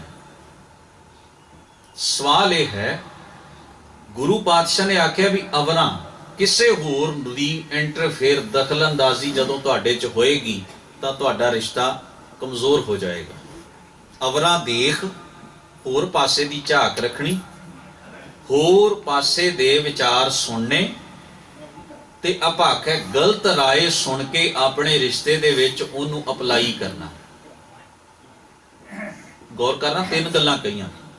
ਹੋਰ ਪਾਸੇ ਦੀ ਝਾਕ, ਹੋਰ ਪਾਸੇ ਦੀਆਂ ਗੱਲਾਂ ਆਪਣੇ ਰਿਸ਼ਤੇ ਦੇ ਵਿੱਚ, ਹੋਰ ਗੱਲਾਂ ਦੇ ਤਜਰਬੇ ਕਰਦੇ ਰਹਿਣਾ, ਦੂਜੇ ਤਜਰਬੇ ਆਪਣੇ 'ਚ ਲੈ ਕੇ ਆਉਣਾ। ਔਰ ਤੀਜੀ ਗੱਲ ਹੈ ਅਭਾਖੈ, ਕਿਸੇ ਦੀ ਗਲਤ ਰਾਏ ਦੇ ਉੱਤੇ, ਕਿਸੇ ਦੀ ਗਲਤ ਗੱਲ ਦੇ ਉੱਤੇ ਯਕੀਨ ਕਰਕੇ ਆਪਣੇ ਰਿਸ਼ਤੇ ਨੂੰ ਉਹਦੇ ਮੁਤਾਬਕ ਤੋਰਨ ਦੀ ਗੱਲ ਕਰਨੀ। ਕਹਿੰਦੇ ਨੇ ਅਵਰਾਂ ਦੇਖਣਾ, ਇਹ ਤਿੰਨਾਂ ਗੱਲਾਂ ਤੋਂ ਬਚ ਜਾਏ। ਤਿੰਨਾਂ ਗੱਲਾਂ ਤੋਂ ਸੰਸਾਰੀ ਰਿਸ਼ਤੇ ਵਿੱਚ ਵੀ ਇਹ ਚੀਜ਼ ਪੂਰਾ ਕੰਮ ਕਰਦੀ ਹੈ, ਤੇ ਇੱਥੇ ਰੱਬੀ ਤੇ ਗੁਰੂ ਦੇ ਰਿਸ਼ਤੇ ਵਿੱਚ ਵੀ ਇਹ ਗੱਲ ਪੂਰਾ ਕੰਮ ਕਰਦੀ ਹੈ। ਉਹ ਕੀ ਹੈ? ਝਾਕ ਹੋਰ ਹੈ। ਬਾਣੀ 'ਚ ਕਿਹਾ ਨਾ, ਜਿਨ੍ਹਾਂ ਨਾਉ ਸੁਹਾਗਣੀ ਤਿਨਾ ਝਾਕ ਨਾ ਹੋਰ।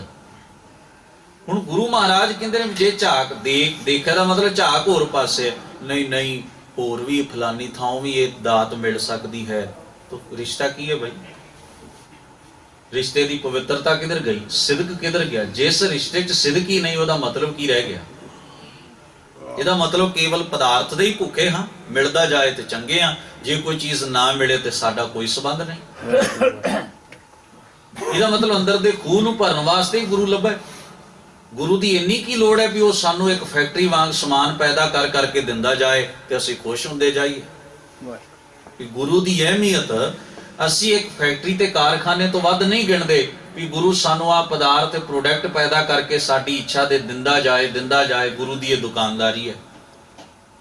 ਗੁਰੂ ਜੋ ਜੀਵਨ ਜੋਗਤ ਦੇਣਾ ਚਾਹੁੰਦਾ ਹੈ, ਜੇ ਸਿੱਖ ਨੂੰ ਉਹਦਾ ਇਲਮ ਹੀ ਨਹੀਂ, ਉਹਦਾ ਗਿਆਨ ਹੀ ਨਹੀਂ, ਤੇ ਉਹਦੇ ਪ੍ਰਤੀ ਜਗਿਆਸਾ ਹੀ ਨਹੀਂ, ਇਹਦਾ ਮਤਲਬ ਸਿੱਖ ਗੁਰੂ ਨੂੰ ਇੱਕ ਦੁਕਾਨਦਾਰ ਸਮਝਦਾ, ਸੇਲਜ਼ਮੈਨ ਸਮਝਦਾ ਵੀ ਗੁਰੂ ਨੂੰ ਅਸੀਂ ਮੱਥਾ ਟੇਕਦੇ ਹਾਂ, ਇਸ ਕਰਕੇ ਗੁਰੂ ਸਾਨੂੰ ਧਨ ਦੇਈ ਚੱਲੇ, ਪਦਾਰਥ ਦੇਈ ਚੱਲੇ, ਮਾਇਆ ਦੇਈ ਚੱਲੇ, ਪਦਵੀਆਂ ਦੇਈ ਚੱਲੇ, ਸ਼ਹਿਨਸ਼ਾਹੀਆਂ ਤੇ ਰੁਤਬੇ ਦੇਈ ਚੱਲੇ।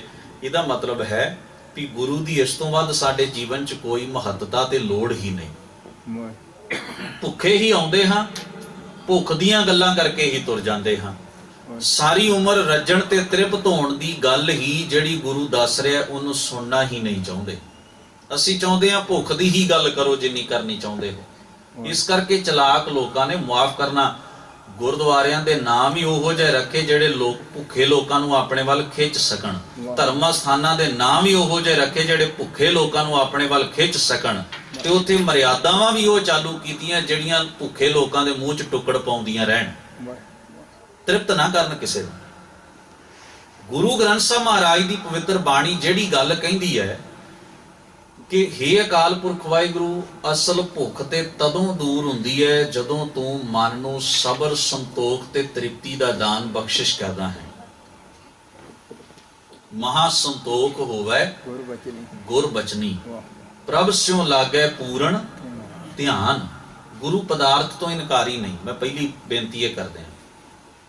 ਪਰ ਗੁਰੂ ਇਹ ਵੀ ਨਹੀਂ ਚਾਹੁੰਦਾ ਵੀ ਤੂੰ ਪਦਾਰਥ ਦਾ ਪੁਤਲਾ ਬਣ ਕੇ ਹੀ ਦੁਨੀਆ ਵਿੱਚ ਵਿਚਰਦਾ ਰਹੇ, ਹੋਰ ਬਾਕੀ ਜੀਵਨ ਦੀਆਂ ਗੱਲਾਂ ਤੈਨੂੰ ਸਾਰੀਆਂ ਵਿਸਰ ਤੇ ਭੁੱਲ ਹੀ ਜਾਣ। ਇਹ ਇੱਕ ਪੱਖ ਹੈ ਜੀਵਨ ਦਾ, ਪਰ ਸਾਰਾ ਜੀਵਨ ਨਹੀਂ ਹੈ। ਜਿਵੇਂ ਹੱਥ ਸਾਰਾ ਸਰੀਰ ਨਹੀਂ, ਸਰੀਰ ਦਾ ਇੱਕ ਅੰਗ ਹੈ। ਨੱਕ ਸਾਰਾ ਸਰੀਰ ਨਹੀਂ, ਸਰੀਰ ਦਾ ਇੱਕ ਅੰਗ ਹੈ। ਪਦਾਰਥ ਜੀਵਨ ਦਾ ਇੱਕ ਭਾਗ ਹੈ, ਸਾਰਾ ਜੀਵਨ ਕਦੇ ਨਹੀਂ ਬਣ ਸਕਦਾ ਪਦਾਰਥ। ਦੌਲਤ ਜੀਵਨ ਦਾ ਇੱਕ ਪਾਰਟ ਹੈ, ਪਰ ਇਹ ਸਾਰਾ ਜੀਵਨ ਕਦੇ ਨਹੀਂ ਬਣ ਸਕਦੀ। ਹਰ ਇੱਕ ਚੀਜ਼ ਦੀ ਆਪਣੀ ਆਪਣੀ ਲੋੜ ਤੇ ਆਪਣੀ ਆਪਣੀ ਮਹੱਤਤਾ ਹੈ, ਪਰ ਜਦੋਂ ਅਸੀਂ ਇੱਕੇ ਚੀਜ਼ ਨੂੰ ਹੀ ਸਾਰਾ ਕੁਝ ਸਮਝ ਕੇ ਉਹਦੇ ਉੱਤੇ ਡਿਪੈਂਡ ਹੁੰਦੇ ਜਾਵਾਂਗੇ, ਨਿਰਭਰ ਹੁੰਦੇ ਜਾਵਾਂਗੇ, ਉਹ ਚੀਜ਼ ਸਾਡੇ ਜੀਵਨ ਦੇ ਬਾਕੀ ਸਾਰੇ ਪੱਖ ਕਮਜ਼ੋਰ ਕਰ ਦੇਵੇਗੀ। ਉਦਾਹਰਣ ਦਿੰਦਾ ਹਾਂ, ਜਿਨ੍ਹਾਂ ਨੇ ਕੇਵਲ ਧਨ ਕਮਾਉਣ, ਦੌਲਤ ਇਕੱਠੀ ਕਰਨ ਨੂੰ ਹੀ ਆਪਣੇ ਜੀਵਨ ਦਾ ਮਕਸਦ ਸਮਝ ਲਿਆ ਤੇ ਬੱਚਿਆਂ ਲਈ, ਘਰ ਲਈ ਸਮਾਂ ਨਾ ਕੱਢ ਸਕੇ, ਮਾਂ-ਬਾਪ ਉਡੀਕਦੇ ਤੁਰ ਗਏ, ਬੱਚੇ ਆਪਣੇ ਆਪ ਪਲ ਗਏ। ਹੁਣ ਬੱਚੇ ਗੱਲ ਹੀ ਨਹੀਂ ਸੁਣਦੇ। ਉਹ ਕਹਿੰਦੇ ਨੇ ਜੀ ਕਮਾਇਆ ਤੇ ਬਹੁਤ ਹੈ, ਪਰ ਔਲਾਦ ਉੱਥੋਂ ਕਿਉਂ? ਮਾਫ ਕਰਨਾ, ਠੀਕ ਸੀ, ਕਮਾਉਣਾ ਤੇ ਮਾੜੀ ਗੱਲ ਨਹੀਂ ਸੀ, ਪਰ ਇੱਕੇ ਚੀਜ਼ ਤੇ ਜ਼ੋਰ ਰਿਹਾ। ਇਹ ਤਾਂ ਸੋਚਿਆ ਹੀ ਨਾ ਕਿ ਇੱਕ ਦੌਲਤ ਹੋਰ ਵੀ ਹੈ ਘਰ ਵਿੱਚ ਸਾਂਭਣ ਵਾਲੀ। ਆਹ ਦੌਲਤ ਤੇ ਇਕੱਠੀ ਹੋ ਗਈ, ਇੱਕ ਦੌਲਤ ਹੋਰ ਵੀ ਹੈ ਸਾਂਭਣ ਵਾਲੀ, ਉਹ ਹੱਥੋਂ ਨਿਕਲ ਗਈ।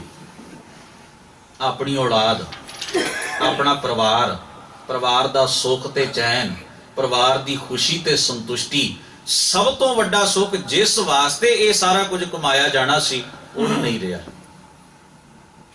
तो जिस वास्ते सारा कुछ है वो ही नहीं रहा, तो की करोगे? बैंक बैलेंस के नाल सलाह ते नहीं ना हो सकनी, दुख ओनू ते नहीं ना सुनाया जाना। ये फर्क है। बैंक विच जाके मनुख उन्होंने आके भी मेरी हुण तकलीफ सुनो, मैं तुहाडी बैंक भरदा रहा सारी उम्र, वो कहणगे जी इन्ना टाइम नहीं साडे कोल, एक गल जाके अपने घर करो। उत्थे कौन है सुनने वाला? ये फर्क है।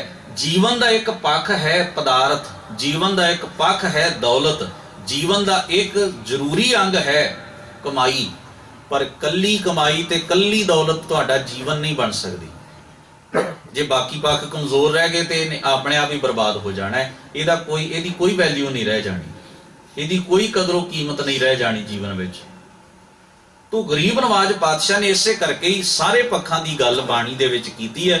तो मैं बेनती ये कर रहा भी जे झाक ये है, हुण धर्म की दुनिया में असी की कीता, गुरु कोलों जो जीवन जुगत मिलनी, गुरु ने किरत करन तो ते ना कीती नहीं। इसे करके जोगियां ते त्यागियां दे रस्ते ते जाण तो सानू पहले ही रोक दिता भी किरत कर, चंगा खा, चंगा हंडा, चंगे घर विच रह, चंगी धन पदार्थ ते सहूलत नाल अपने जीवन दीयां लोड़ां पूरीआं कर। मनाई ते किते भी नहीं कीती गुरु ग्रंथ साहब ने। पर गुरु ग्रंथ साहब ने यह भी नहीं कहा भी मेरे को आके भी तू एको ही गल्लां करी जाई, मैं तैनू मनाही नहीं की, कमाई कर तगड़ा होके, पर मेरे को होर भी कुछ लैके जाई जेड़ा तेरे जीवन लई बड़ा जरूरी है। जे गुरु ने यह कह दिता है भी सिखा तू किरत करके भावें मोतियां दे महल बना ले, मैनू कोई इतराज नहीं, कोई इतराज नहीं। तो यह मतलब ये थोड़ी है भी असीं हुण 24 घंटे कोई रट लाई छड्डीए गुरु कोल आके, इहदा भी तो मतलब नहीं ना। बाकी जिहड़े पक्ष गुरु पातशाह अपनी बाणी राही सानू समझाउंदे ने, वो कौन सिखेगा? मैं खिमा करना, अग बल रही है, असी धार्मिक लोग आप भी उस विच सड़ रहे हाँ और विच बालन भी सुट रहे हाँ। तृप्ति की गल नहीं है, बालन सुटिया जा रहा है। तुसीं आह शब्द इन्नी बार पढ़ लो, तुहानू इन्ने पैसे मिल जाणगे, आह शब्द इन्नी बार पढ़ लो, तुहाडे गुआंढी तो तुहाडा खैड़ा छुट जाएगा।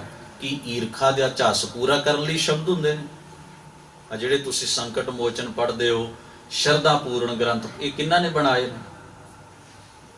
ये उन्हां ने बनाए जिहड़े साडी भुख तो, ईरखा तो वाकफ ने, जानकार ने। और त्रासदी होई भी शब्द जिहड़े सन वो गुरु ग्रंथ साहब दे ही कढ ले गए, गुरु ग्रंथ साहब दे ही।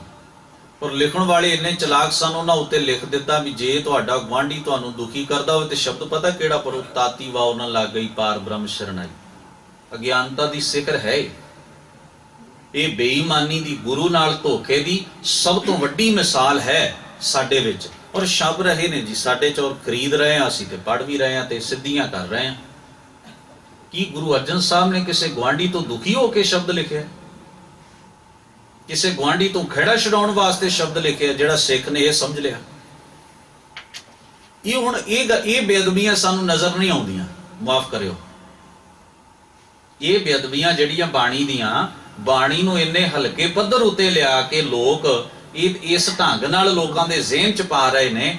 ਇਹ ਬੇਅਦਬੀ ਗੁਰੂ ਦੀ ਕੁਤਾਈ, ਗੁਰੂ ਦੇ ਉਪਦੇਸ਼ ਦਾ ਇਸ ਢੰਗ ਦੇ ਨਾਲ ਦਮਨ ਹੋਣਾ, ਇਹ ਸਾਨੂੰ ਵਿਖਾਈ ਨਹੀਂ ਦਿੰਦਾ, ਕਿਉਂਕਿ ਸਿਧਾਂਤਕ ਗੱਲ ਹੈ।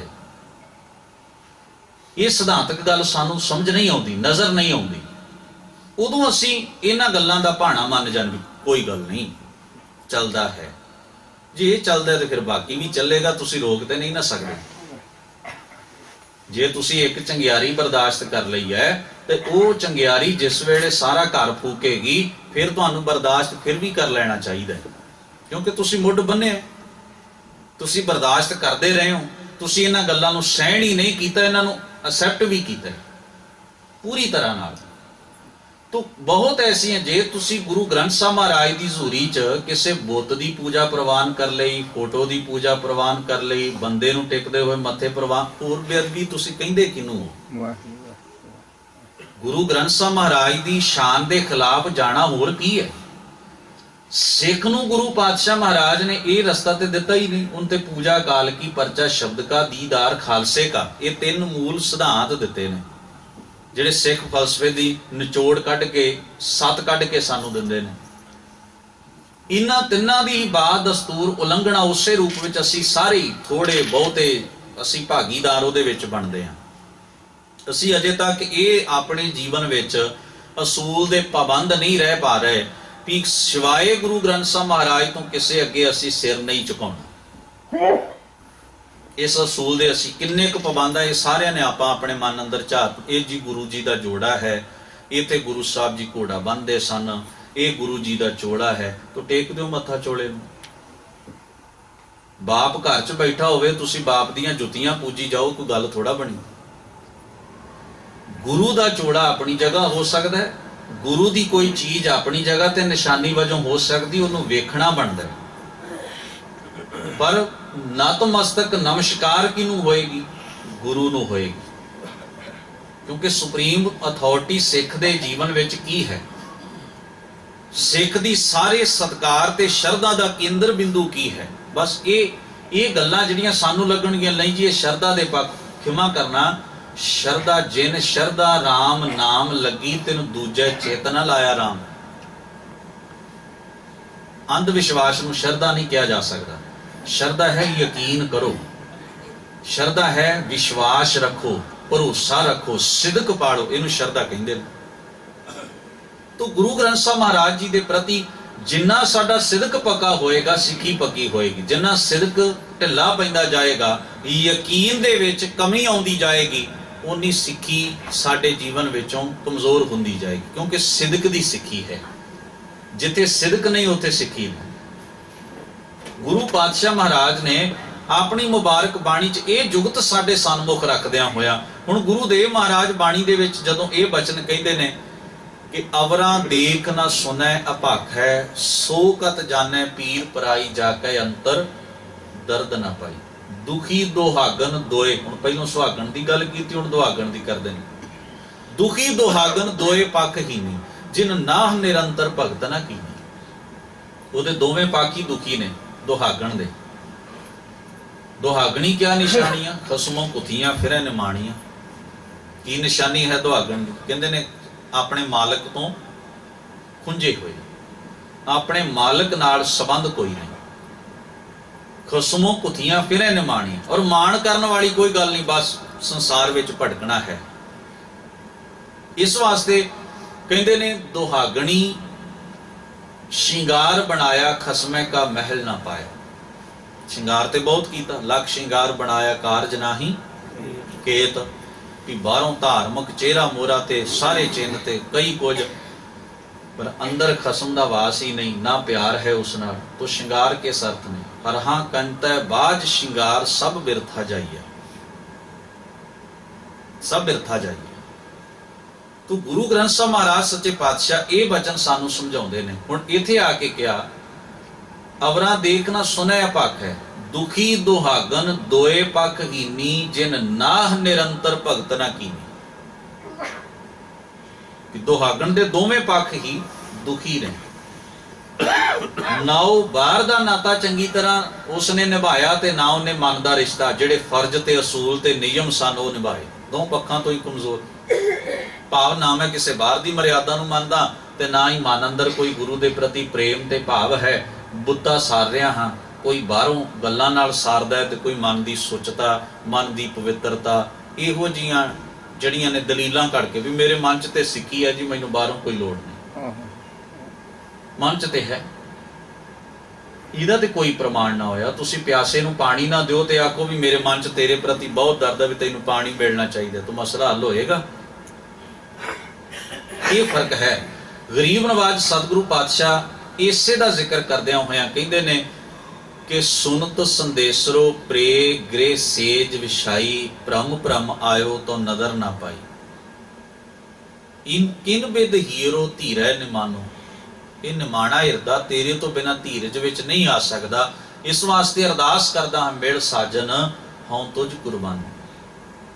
ਹੇ ਮੇਰੇ ਮਾਲਕ ਪਿਆਰੇ ਮੈਨੂੰ ਮਿਲ, ਮੈਂ ਤੈਥੋਂ ਸਦਕੇ ਜਾਂਦਾ ਹਾਂ, ਕੁਰਬਾਨ ਜਾਂਦਾ ਹਾਂ, ਬਲਿਹਾਰ ਜਾਂਦਾ ਹਾਂ। ਤੋ ਗਰੀਬ ਨਵਾਜ ਕਹਿੰਦੇ ਨੇ ਸੱਸਾ ਸੋ ਸ਼ਹਿ ਸੇਜ ਸਵਾਰੈ, ਉਹ ਜੀਵ ਇਸਤਰੀ, ਉਹ ਜੀਵ ਆਪਣੇ ਹਿਰਦੇ ਦੀ ਸੇਜ ਨੂੰ ਸਵਾਰਦਾ, ਭਾਵ ਅੰਦਰ ਹਿਰਦੇ ਵਿੱਚ ਉਸ ਰੱਬ ਦੇ ਬਿਰਾਜ ਜਾਣ ਦੀ ਜਗ੍ਹਾ ਬਣਾਉਂਦਾ ਹੈ। ਅੰਦਰ ਦੇ ਵਿਕਾਰ ਕੱਢ ਕੇ ਬੁਰਾਈ ਕੱਢਦਾ ਹੈ, ਮਨ ਨੂੰ ਸਾਫ਼ ਸੁਥਰਾ ਰੱਖਦਾ ਹੈ ਤਾਂ ਕਿ ਰੱਬ ਦੇ ਗੁਣ ਦਾ, ਰੱਬ ਦੇ ਨਾਮ ਦਾ ਵਾਸ ਇੱਥੇ ਹੋਵੇ। ਸੋਈ ਸਹੀ, ਉਹੀ ਸਖੀ, ਉਹੀ ਸੁਹਾਗਣ ਹੈ ਜੀਵ ਇਸਤਰੀ, ਸੰਦੇਹ ਨਿਵਾਰੈ, ਜਿਹੜੀ ਸ਼ੱਕ ਕੱਢ ਦੇਵੇ ਆਪਣੇ ਜੀਵਨ ਦਾ, ਯਕੀਨ ਕਰੇ। ਸ਼ੱਕ ਤੇ ਯਕੀਨ ਦੋਵੇਂ ਇੱਕ ਦੂਸਰੇ ਦੇ ਵਿਰੋਧੀ ਹਨ। ਜਿੱਥੇ ਸ਼ੱਕ ਹੋਏਗਾ ਉੱਥੇ ਯਕੀਨ ਨਹੀਂ ਹੋਏਗਾ। ਮੈਂ ਅਰਦਾਸ ਕਰਦਿਆਂ ਕਹਿ ਦੇਣਾ, ਜੇ ਭੁੱਲ ਹੋ ਗਈ ਹੋਵੇ ਤਾਂ ਮਾਫ ਕਰ, ਯਾਨੀ ਕਿ ਮੰਨਣੀ ਥੋੜੇ, ਜੋ ਹੋਈ ਹੋਵੇ ਤਾਂ ਮਾਫ ਕਰ ਦਿਓ, ਨਾ ਹੋਈ ਹੋਈ ਤਾਂ ਠੀਕ ਹੀ ਹੈ। ਵੈਸੇ ਮੈਂ ਮੰਨਦਾ ਨਹੀਂ ਵੀ ਹੋਈ ਹੋਵੇ, ਯਕੀਨ ਨਹੀਂ ਆ ਵੀ ਮੈਂ ਗਲਤੀ ਕਰ ਸਕਦਾ ਹਾਂ। ਸੱਚੇ ਪਾਤਸ਼ਾਹ ਜੀ, ਜੇ ਤੁਸੀਂ ਮੇਰੀ ਆਹ ਮੰਗ ਪੂਰੀ ਕਰ ਦੇਵੋ ਤਾਂ ਮੈਂ ਸੁਖਮਨੀ ਸਾਹਿਬ ਦਾ ਪਾਠ ਕਰਾਂਗਾ, ਮੈਂ ਆਸਾ ਕੀ ਵਾਰ ਦਾ ਕੀਰਤਨ ਕਰਵਾਵਾਂਗਾ, ਮੈਂ ਜੇ ਯਕੀਨ ਨਹੀਂ, ਜਾਨੀ ਕਿ ਅਰਦਾਸ ਹੋ ਰਹੀ ਹੈ ਬੇਯਕੀਨੀ ਚ ਹੀ ਹੋ ਰਹੀ ਹੈ। ਤੁਸੀਂ ਮੇਰੀ ਆਹ ਮੰਗ ਪੂਰੀ ਕਰੋ, ਮੈਂ ਤੁਹਾਡੀ ਆਹ ਮੰਗ ਪੂਰੀ ਕਰਦਾ ਹਾਂ। ਕਦੇ ਅਸੀਂ ਇਸ ਤਰ੍ਹਾਂ ਵੀ ਸੋਚਿਆ ਵੀ ਮੈਂ ਪਾਠ ਕਰਾਂ ਤੇ ਕਰਦਾ ਹੀ ਰਵਾਂ। ਸੱਚੇ ਪਾਤਸ਼ਾਹ ਮੈਨੂੰ ਬਾਣੀ ਦੀ ਦਾਤ ਬਖਸ਼ੋ। ਮੇਰੀ ਲੋੜ ਇੱਕ ਵੱਖਰੀ ਚੀਜ਼ ਹੈ, ਬਾਣੀ ਨਾਲ ਜੁੜਨਾ ਇੱਕ ਵੱਖਰੀ ਗੱਲ ਹੈ। ਅਸੀਂ ਦੋਵਾਂ ਨੂੰ ਉਲਝਾ ਦਿੱਤਾ ਨਾ, ਉਹ ਸੌਦਾ ਹੋ ਗਿਆ। ਮਾਫ ਕਰਨਾ, ਉਹ ਸੌਦਾ ਬਣ ਗਿਆ। ਪਾਠ ਬਾਣੀ ਨਾਲ ਜੁੜਨਾ ਇਹ ਤੇ ਸਿੱਖ ਦੇ ਜੀਵਨ ਦਾ ਆਧਾਰ। ਲੋੜ ਤੇਰੀ ਵੱਖਰੀ ਸੀ, ਤੂੰ ਲੋੜ ਨੂੰ ਤੇ ਧਰਮ ਨੂੰ ਦੋਵਾਂ ਨੂੰ ਰਲ ਗੱਡ ਕਰ ਲਿਆ, ਉਹਦੇ ਵਿੱਚ ਹੀ ਉਲਝਿਆ ਖੜਾ ਹੈ ਬੰਦਾ। ਇਹਦਾ ਮਤਲਬ ਹੈ ਜੇ ਲੋੜ ਪੂਰੀ ਨਹੀਂ ਹੋਏਗੀ ਤੇ ਗੁਰੂ ਨਾਲ ਨਾਰਾਜ਼ ਹੋ ਜਾਵਾਂਗਾ, ਰੁੱਸ ਜਾਵਾਂਗਾ, ਪਾਠ ਛੱਡ ਦਿਆਂਗਾ, ਗੁਰਦੁਆਰੇ ਆਉਣਾ ਛੱਡ ਦਿਆਂਗਾ, ਮੇਰੀ ਤਾਂ ਮੰਨੀ ਨਹੀਂ ਗਈ, ਮੇਰੀ ਤਾਂ ਸੁਣੀ ਨਹੀਂ ਗਈ। ਤੋ ਇਹ ਹੈ ਸੌਦਾ। ਪੰਥਕ ਸਿੱਖ ਰਹਿਤ ਮਰਿਆਦਾ 'ਚ ਅਰਦਾਸ ਦੀ ਮਨਾਹੀ ਨਹੀਂ ਕੀਤੀ ਗਈ। ਦੁੱਖ ਵੇਲੇ ਸੁੱਖ ਵੇਲੇ ਅਸੀਂ ਅਰਦਾਸ ਕਰਦੇ ਹਾਂ। ਇਹ ਸਾਡੀ ਵਿਲ ਪਾਵਰ, ਮਨ ਤੇ ਆਤਮਾ ਨੂੰ ਉੱਚਿਆਂ ਚੁੱਕਣ ਲਈ ਇੱਕ ਸਾਧਨ ਹੈ, ਭਟਕਣਾ ਤੋਂ ਮੁਕਤ ਹੋਣ ਦਾ ਇੱਕ ਮਾਰਗ ਹੈ। ਪਰ ਉਸ ਵਿੱਚ ਸੁਖਣਾ ਨੂੰ ਮਨਮਤ ਕਿਹਾ ਗਿਆ ਹੈ। ਉਸ ਦਾ ਪਾਠ ਕਰਕੇ ਵੇਖਣਾ, ਕਿਉਂਕਿ ਇਹ ਧਰਮ ਨੂੰ ਤੇ ਸੰਸਾਰ ਦੀ ਲੋੜ ਤੇ ਮੰਗ ਨੂੰ ਉਲਝਾਉਂਦੀ ਹੈ, ਰਲ ਗੱਡ ਕਰ ਦਿੰਦੀ ਹੈ। ਤੁਸੀਂ ਮੰਗ ਰਹੇ ਹੋ ਤਾਂ ਮੰਗੋ, ਸੌਦਾ ਨਾ ਕਰੋ। ਤੁਸੀਂ ਪਾਠ ਕਰ ਰਹੇ ਹੋ ਤੇ ਪਾਠ ਕਰੋ, ਉਹਦੇ ਵਿੱਚ ਕਿਸੇ ਨੂੰ ਮੰਗ ਨੂੰ ਲਿਆ ਕੇ ਵਿੱਚ ਨਾ ਅੜਾਓ, ਕਿਉਂਕਿ ਤੁਸੀਂ ਪਾਠ ਕੀਤਾ ਹੈ ਗੁਰੂ ਦੀ ਖੁਸ਼ੀ ਤੇ ਬਖਸ਼ਿਸ਼ ਲਈ, ਗੁਰੂ ਨਾਲ ਰਿਲੇਸ਼ਨ ਤੇ ਸੰਬੰਧ ਪੱਕਾ ਕਰਨ ਵਾਸਤੇ। ਤੇ ਜੇ ਤੁਸੀਂ ਮੰਗਿਆ ਤੇ ਉਹਨੂੰ ਮੰਗ ਰਹਿਣ ਦਿਓ, ਦੋਵੇਂ ਗੱਲਾਂ ਅਲੱਗਾ ਅਲੱਗਾ ਨੇ। ਪਰ ਇਹ ਇੰਨੀਆਂ ਇੱਕ ਸੁਰ ਹੋ ਗਈਆਂ ਨੇ ਵੀ ਇਹਨਾਂ ਬਾਰੇ ਹੁਣ ਮਨ ਵੀ ਰਾਜ਼ੀ ਨਹੀਂ ਹੁੰਦਾ। ਇਹ ਗੱਲ ਸਮਝ ਕੇ, ਪੜ੍ਹ ਕੇ, ਸੁਣ ਕੇ, ਬੁੱਝ ਕੇ ਵੀ ਮਨ ਰਾਜ਼ੀ ਨਹੀਂ ਹੋਏਗਾ, ਕਿਉਂਕਿ ਮਿਕਸਾਂ ਇੰਨੀਆਂ ਹੋ ਗਈਆਂ ਨੇ, ਇਹ ਰਲ ਇੰਨੀਆਂ ਗਈਆਂ ਨੇ ਵੀ ਇਹਨਾਂ ਨੂੰ ਹੁਣ ਅਲੱਗ-ਅਲੱਗ ਕਰਨਾ ਸਾਡੇ ਲਈ ਬੜੀ ਕਠਿਨਾਈ ਪੈਦਾ ਕਰਦਾ ਹੈ। ਇਸ ਵਾਸਤੇ ਗੁਰੂ ਮਹਾਰਾਜ ਬਖਸ਼ਿਸ਼ ਕਰਦੇ ਨੇ, ਆਪਣੇ ਅੰਦਰੋਂ ਬੇਯਕੀਨੀ, ਬੇਵਿਸ਼ਵਾਸੀ ਤੇ ਬੇਭਰੋਸਗੀ ਕੱਢੇ ਸ਼ੱਕ ਬਾਹਰ ਕੱਢ ਦੇਵੇ। ਪ੍ਰੋਫੈਸਰ ਸਾਹਿਬ ਸਿੰਘ ਜੀ ਨੇ ਲਿਖਿਆ, ਗੁਰ ਰਜ਼ਾ ਵਿੱਚ ਸ਼ੱਕ ਰਤਾ ਪਰ ਸ਼ਰਧਾ ਸਭ ਗਵਾਈ। ਜਿਵੇਂ ਗੁਰੂ ਦੀ ਰਜ਼ਾ ਤੇ ਰਤੀ ਪਰ ਵੀ ਸ਼ੱਕ ਹੋ ਜਾਏ ਨਾ ਤਾਂ ਸਾਰੀ ਸ਼ਰਧਾ ਚਲੀ ਜਾਂਦੀ ਹੈ। ਬੇਯਕੀਨੀ ਆ ਜਾਏ ਥੋੜੀ ਜਿਹੀ, ਪਤਾ ਨਹੀਂ ਹੋਏਗਾ ਨਹੀਂ ਹੋਏਗਾ, ਗੁਰੂ ਭਲਾ ਕਰੇਗਾ ਵੀ ਨਹੀਂ ਕਰੇ, ਗੁਰੂ ਤਾਂ ਕਰਦਾ ਹੀ ਭਲਾ, ਯਕੀਨ ਕਰ। ਇਸ ਵਾਸਤੇ ਮਹਾਰਾਜ ਕਹਿੰਦੇ ਨੇ ਅਲਪ ਸੁਖ ਛਾੜ ਪਰਮ ਸੁਖ ਪਾਵਾ। ਐਸਾ ਜੀ ਫਿਰ ਆਪਣੇ ਅੰਦਰ ਦਾ ਅਲਪ ਸੁਖ, ਥੋੜੇ ਸਮੇਂ ਦਾ ਆਰਜੀ ਜਿਹਾ ਸੁਖ ਛੱਡ ਕੇ ਪਰਮ ਸੁਖ ਦੀ ਪ੍ਰਾਪਤੀ ਇਹ ਮਨ ਕਰ ਲੈਂਦਾ ਹੈ। ਤਬ ਇਹ ਤ੍ਰੀ ਉਹ ਕੰਤ ਕਹਾਵਾ। ਤਦੋਂ ਇਹ ਜੀਵ ਆਤਮਾ ਸਹੀ ਅਰਥਾਂ ਦੇ ਵਿੱਚ ਇਸਤਰੀ ਰੂਪ ਵਿੱਚ ਇਸਤਰੀ ਰੂਪ ਚੇਰੀ ਕੀ ਨਿਆਈ ਸ਼ੋਭ ਨਹੀਂ ਬਿਨ ਪਰਤਾਰੇ। ਤਉ ਕੰਤ ਖਸਮ ਮਾਲਕ। ਤਦੋਂ ਅਸੀਂ ਉਹਦੇ ਦਾਸ ਤੇ ਉਹ ਸਾਡਾ ਮਾਲਕ ਬਣਦਾ ਹੈ। ਤੋ ਇਸ ਤੋਂ ਅਗਲੇ ਬੰਦ ਵਿੱਚ ਆਖਦੇ ਨੇ, ਹਾਹਾ ਹੋਤ ਹੋਏ ਨਹੀਂ ਜਾਣਾ। ਜੋ ਸਦੀਵ ਕਾਲ ਹੈ, ਜਿਸ ਦੀ ਹੋਂਦ ਸਦਾ ਕਾਇਮ ਰਹਿਣ ਵਾਲੀ ਹੈ, ਮਨੁੱਖਾ ਜੀਵਨ ਵਿੱਚ ਅਸੀਂ ਉਸ ਨੂੰ ਜਾਣਨ ਦੀ ਕੋਸ਼ਿਸ਼ ਨਹੀਂ ਕਰਦੇ ਜੋ ਸਦਾ ਰਹਿੰਦਾ ਹੈ। ਜੋ ਮਰ ਮਿਟ ਜਾਂਦਾ ਹੈ ਉਸ ਨਾਲ ਸਾਡਾ ਸਾਂਝ ਬਣੀ ਰਹਿੰਦੀ ਹੈ। ਜੋ ਸਦਾ ਕਾਇਮ ਰਹਿਣ ਵਾਲਾ ਹੈ, ਅਸੀਂ ਆਪਣੇ ਹੁੰਦਿਆਂ ਹੋਇਆਂ ਮਨੁੱਖਾ ਜੀਵਨ ਵਿੱਚ ਇਸ ਨੂੰ ਮਾਣਦਿਆਂ ਤੇ ਜੀਦਿਆਂ ਉਸ ਸਦਾ ਹੋਣ ਵਾਲੇ ਕਾਇਮ ਰਹਿਣ ਵਾਲੇ ਅਕਾਲ ਪੁਰਖ ਨੂੰ ਜਾਣਨ ਦੀ ਕੋਸ਼ਿਸ਼ ਤੇ ਯਤਨ ਨਹੀਂ ਕਰਦੇ। ਕਹਿੰਦੇ ਨੇ ਜਬ ਹੀ ਹੋਏ, ਜਦੋਂ ਸਾਨੂੰ ਉਹਦਾ ਯਕੀਨ ਬਚ ਜਾਏ ਕਿ ਉਹਦੀ ਹੋਂਦ ਹੈ, ਸਾਰੇ ਪਾਸਿਓਂ ਵਿਆਪਕ ਹੈ, ਤਬ ਹੀ ਮਨ ਮਾਨਾ। ਤਦੋਂ ਸਾਡਾ ਮਨ ਉਹਦੇ ਗੁਣਾਂ ਵਿੱਚ ਰਾਜ਼ੀ ਹੋ ਜਾਂਦਾ ਹੈ। ਯਕੀਨ ਦੁਆਰਾ ਆਪਣੇ ਮਨ ਨੂੰ ਰਾਜ਼ੀ ਕੀਤਾ ਜਾਂਦਾ ਹੈ। ਅਸੀਂ ਕਿਸੇ ਡਾਕਟਰ ਕੋਲ ਜਾਂਦੇ ਹਾਂ ਤਾਂ ਅਸੀਂ ਬਿਮਾਰ ਹੋਈਏ ਨਾ, ਡਾਕਟਰ ਲੱਖ ਵੀ ਕੋਈ ਸਾਨੂੰ ਲੱਖ ਆ ਕੇ ਕਿ ਉਹਦੇ ਸਰਟੀਫਿਕੇਟ ਵੇਖਿਓ, ਪੜ੍ਹਿਆ ਵੀ ਹੈ ਕਿ ਨਹੀਂ ਹੈ। ਮੇਰਾ ਖਿਆਲ ਨਹੀਂ ਆਪਾਂ ਕਦੇ ਜਾ ਕੇ ਉਸ ਦੀਆਂ ਡਿਗਰੀਆਂ ਚੈੱਕ ਕੀਤੀਆਂ ਹੋਣ। ਯਕੀਨ ਦੇ ਬੇਸ ਤੇ ਕੰਮ ਚੱਲ ਰਿਹਾ। ਉਹ ਦੱਸ ਦਵੇ ਤੇ 20 ਵਾਰ ਦੱਸ ਦੇਵੇ ਵੀ ਮੈਂ ਇੰਨਾ ਪੜ੍ਹਿਆ ਹਾਂ, ਜਾਂ ਉਹਨੇ ਆਪਣੇ ਸਰਟੀਫਿਕੇਟ ਫਰੇਮ ਕਰਕੇ ਆਪਣੇ ਕਲੀਨਿਕ ਚਲਾਏ ਹੋਣ ਵੀ ਮੈਂ ਇੰਨੀ ਡਿਗਰੀ ਮੈਂ ਫਲਾਨੀ ਯੂਨੀਵਰਸਿਟੀ ਤੋਂ ਪੜ੍ਹਿਆ।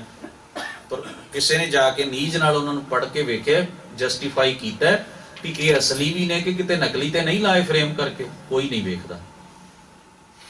ਬਸ ਅਸੀਂ ਕੇਵਲ ਯਕੀਨ ਦੇ ਬੇਸ ਉੱਤੇ ਆਪਣੀ ਸਾਰੀ ਜਿਹੜੀ ਸਾਡੀ ਪ੍ਰੋਬਲਮ ਹੈ ਉਹਦੇ ਨਾਲ ਡਿਸਕਸ ਕਰ ਲੈਂਦੇ ਹਾਂ, ਦੱਸ ਦਿੰਦੇ ਹਾਂ, ਔਰ ਉਸ ਯਕੀਨ ਨਾਲ ਹੀ ਉਹਦੀ ਦੱਸੀ ਹੋਈ ਦਵਾਈ ਨੂੰ ਅਸੀਂ ਖਾ ਲੈਂਦੇ ਹਾਂ। ਉਹਦੇ ਹਿਸਾਬ ਨਾਲ ਟ੍ਰੀਟਮੈਂਟ ਚੱਲਦਾ, ਇਲਾਜ ਚੱਲਦਾ। ਯਾਨੀ ਕਿ ਯਕੀਨ ਦੇ ਬੇਸ ਉੱਤੇ ਹੀ ਅਸੀਂ ਆਪਣਾ ਸਾਰਾ ਦੁੱਖ ਰੋਗ ਜਿਹੜਾ ਹੈ ਉਹ ਉਹਦੇ ਸਾਹਮਣੇ ਬਿਆਨ ਕਰਕੇ ਤੇ ਯਕੀਨ ਦੇ ਬੇਸ ਉੱਤੇ ਹੀ ਉਹਦੇ ਦੱਸੇ ਹੋਏ ਸਾਰੇ ਇਲਾਜ ਨੂੰ ਅਸੀਂ ਉਹ ਪ੍ਰੋਸੈਸ ਨੂੰ, ਸਫ਼ਰ ਨੂੰ ਪੂਰਾ ਕਰਦੇ ਹਾਂ। ਯਕੀਨ ਤੋਂ ਬਿਨਾਂ ਨਹੀਂ। ਸੰਸਾਰ 'ਚ ਜਿੱਥੇ ਵੀ ਤੁਸੀਂ ਚਲੇ ਜਾਓ, ਕੁਝ ਨਾ ਕੁਝ ਤੁਹਾਨੂੰ ਹਰ ਚੀਜ਼ ਦੇ ਉੱਤੇ ਯਕੀਨ ਰੱਖ ਕੇ ਤੁਰਨਾ ਪੈਂਦਾ। ਉਸ ਤੋਂ ਬਿਨਾਂ ਨਹੀਂ। ਤੁਸੀਂ ਗੱਡੀ ਸਫ਼ਰ ਕਰਦੇ ਹੋ, ਤੁਹਾਨੂੰ ਗੱਡੀ ਚਲਾਉਣ ਵਾਲੇ ਤੇ ਯਕੀਨ ਕਰਨਾ ਹੀ ਪੈਂਦਾ ਵੀ ਲੈ ਜਾਏਗਾ। ਜਿੱਥੇ ਵੀ ਤੁਹਾਨੂੰ ਪਤਾ ਲੱਗੇ ਵੀ ਨਹੀਂ ਖੜੇਗਾ, ਤੁਸੀਂ ਬੈਠੋਗੇ ਨਹੀਂ ਕਦੇ ਵੀ। ਇਸ ਵਾਸਤੇ ਦੁਨੀਆ ਦਾ ਜਿੰਨਾ ਵੀ ਕਾਰੋਬਾਰ, ਦੁਨੀਆ ਦਾ ਜਿੰਨਾ ਵੀ ਸੰਬੰਧ ਤੇ ਚੱਲਣ ਕੰਮ ਚੱਲ ਰਿਹਾ ਹੈ, ਉਸ ਵਿੱਚ ਬਹੁਤ ਵੱਡੀ ਜਿਹੜੀ ਦੇਣ ਹੈ ਉਹ ਯਕੀਨ ਦੀ ਹੈ, ਭਰੋਸੇ ਦੀ ਹੈ, ਵਿਸ਼ਵਾਸ ਦੀ ਹੈ। ਤੋ ਗੁਰੂ ਪਾਤਸ਼ਾਹ ਜੀ ਬਖਸ਼ਿਸ਼ ਕਰਦੇ ਨੇ, ਹੈ ਤੋ ਸਹੀ। ਉਹ ਅਕਾਲ ਪੁਰਖ ਸੱਚਮੁੱਚ ਹੀ ਹੋਂਦ ਵਾਲਾ ਹੈ, ਹਰ ਪਾਸੇ ਪਸਰਿਆ ਹੋਇਆ ਹੈ। ਲਖ ਹੈ ਜੋ ਕੋਈ, ਜਿਹੜਾ ਜਾਣ ਲੈਂਦਾ ਹੈ। ਲਖਣ ਦਾ ਅਰਥ ਹੁੰਦਾ ਜਿਹੜਾ ਜਾਣ ਲੈਂਦਾ ਹੈ ਗੁਰੂ ਦੇ ਉਪਦੇਸ਼ ਰਾਹੀਂ, ਉਹਨੂੰ ਯਕੀਨ ਵੱਜ ਜਾਂਦਾ ਹੈ ਵੀ ਉਹ ਹੈ। ਜਿੰਨਾ ਚਿਰ ਗੁਰੂ ਦੇ ਬਚਨ ਰਾਹੀਂ, ਗੁਰੂ ਦੇ ਮਤ ਉੱਤੇ ਯਕੀਨ ਨਹੀਂ, ਗੁਰੂ ਦੀ ਗੱਲ ਉੱਤੇ ਯਕੀਨ ਨਹੀਂ, ਇਸ ਵਾਸਤੇ ਉਸ ਨੂੰ ਜਾਣਿਆ ਨਹੀਂ, ਤਾਂ ਬੰਦਾ ਡਾਵਾਂ ਡੋਲ ਹੈ, ਪਤਾ ਨਹੀਂ ਹੈ ਉਹ ਕਿ ਨਹੀਂ ਹੈ। ਰੱਬ ਨਹੀਂ ਹੈ, ਰੱਬ ਕਿੱਦਾਂ ਹੋ ਸਕਦਾ ਹੈ? ਜੇ ਰੱਬ ਹੈ ਤੇ ਆਹ ਕਿਉਂ ਹੋਇਆ, ਉਹ ਕਿਉਂ ਹੋਇਆ? ਉਹ ਫਿਰ ਆਪਣੇ ਹੱਕ ਵਿੱਚ ਉਹੋ ਜਿਹੀ ਦਲੀਲ ਇਕੱਠੀ ਕਰਦਿਆਂ ਤਕੜਾ ਮਸੌਦਾ ਤਿਆਰ ਕਰ ਲਓ। ਉਹਨੂੰ ਲੱਗਦਾ ਹੈ ਮੇਰੇ ਕੋਲ ਤਾਂ ਇੰਨੀਆਂ ਦਲੀਲਾਂ ਨੇ, ਮੈਂ ਸਿੱਧ ਕਰ ਸਕਦਾ ਹਾਂ ਰੱਬ ਨਹੀਂ ਹੈ, ਮੈਂ ਸਿੱਧ ਕਰ ਸਕਦਾ ਹਾਂ। ਉਹਨੂੰ ਲੱਗਿਆ ਦੁਨੀਆ ਭਰ ਦਾ ਸਾਰਾ ਗਿਆਨ ਮੇਰੀ ਖੋਪੜੀ ਵਿੱਚ ਹੀ ਹੈ। ਗੁਰੂ ਪਾਤਸ਼ਾਹ ਨੇ ਆਪਣੀ ਮੁਬਾਰਕ ਬਾਣੀ ਵਿੱਚ ਇਸ ਗੱਲ ਦਾ ਜ਼ਿਕਰ ਕੀਤਾ, ਕੋਈ ਬੋਲੇ ਨਿਰਵਾ, ਕੋਈ ਬੋਲੇ ਦੂਰ, ਜਲ ਕੀ ਮਾਛਲੀ ਚਰੈ ਖਜ਼ੂਰ, ਕਾਇ ਰੇ ਬਕਬਾਦ ਲਾਇਓ, ਜਿਨ ਹਰ ਪਾਇਓ ਤਿਨੈ ਛਪਾਇਓ, ਪੰਡਿਤ ਹੋਏ ਕੈ ਬੀਦ ਬਖਾਨੈ, ਮੂਰਖ ਨਾਮਦੇਵ ਰਾਮੈ ਜਾਣੈ। ਹੁਣ ਉਹਨਾਂ ਦੇ ਹਿਸਾਬ ਨਾਲ ਨਾਮਦੇਵ ਸਾਹਿਬ ਕਹਿੰਦੇ ਇਹਨਾਂ ਦੇ ਸ਼ਾਸਤਰ ਗਿਆਨ ਦੇ ਹਿਸਾਬ ਨਾਲ ਤਾਂ ਮੈਂ ਬੇਸਮਝੀ ਹੋਇਆ ਨਾ, ਅਨਪੜ੍ਹ ਹੀ ਹੋਇਆ, ਪਰ ਮੈਂ ਉਹਨੂੰ ਜੀਣਾ। ਫਰਕ ਇਹ ਹੈ, ਇਹ ਆਪਣੀ ਦਲੀਲ ਨਾਲ ਸਿੱਧ ਕਰਨਾ ਚਾਹੁੰਦੇ ਨੇ, ਮੈਂ ਉਹਨੂੰ ਮਹਿਸੂਸ ਕਰਦਾ ਹਾਂ। ਮੈਨੂੰ ਸਿੱਧ ਕਰਨ ਦੀ ਲੋੜ ਨਹੀਂ, ਮੈਂ ਕਿਉਂ ਕਰਾਂ? ਮੈਂ ਕੋਈ ਜਾਦੂਗਰ ਥੋੜੀ ਹਾਂ। ਮੈਂ ਸਿੱਧ ਕਰਨ ਦੇ ਰਾਹ ਦੇ ਉੱਤੇ ਕਿਉਂ ਪਾਵਾਂ? ਮੈਂ ਕੁਝ ਸਿੱਧ ਨਹੀਂ ਕਰਨਾ, ਨਾ ਮੈਂ ਰੱਬ ਦੀ ਹੋਂਦ ਨੂੰ ਸਿੱਧ ਕਰਨ ਤੁਰਨਾ ਹੈ। ਮੈਂ ਤਾਂ ਜੋ ਜਾਣਦਾ ਹਾਂ ਉਹ ਕਹਿੰਦਾ ਹਾਂ, ਤੇ ਜੋ ਕਹਿੰਦਾ ਹਾਂ ਉਸ ਨੂੰ ਮੈਂ ਜਾਣਨ ਦੀ ਕੋਸ਼ਿਸ਼ ਕਰਦਾ। ਇਹ ਹੈ ਗੁਰਮਤਿ ਦਾ ਜੀਵਨ। ਇਹ ਹੈ ਗੁਰਮਤਿ ਦਾ ਜੀਵਨ। ਤੋ ਗੁਰੂ ਪਾਤਸ਼ਾਹ ਜੀ ਬਖਸ਼ਿਸ਼ ਕਰਦੇ ਨੇ, ਤਬ ਉਹੀ ਉਹ, ਜਦੋਂ ਲੱਕ ਲਿਆ ਜਾਣ ਲਿਆ ਤਦੋਂ ਉਹੀ ਉਹ ਹੈ, ਇਹ ਯਕੀਨ ਬਚ ਗਿਆ ਤੇ ਮਹਿਸੂਸ ਕਰ ਲਿਆ, ਤਬ ਇਹ ਨਾ ਹੋਈ। ਕਹਿੰਦੇ ਨੇ ਫਿਰ ਤਦੋਂ ਤਬ ਉਹੀ ਉਹ ਇਹ ਨਾ ਹੋਈ, ਫਿਰ ਇਸ ਦੀ ਹੰਗਤਾ ਹਉਮੈ ਹੰਕਾਰ ਸਭ ਛੁੱਟ ਜਾਂਦਾ ਹੈ।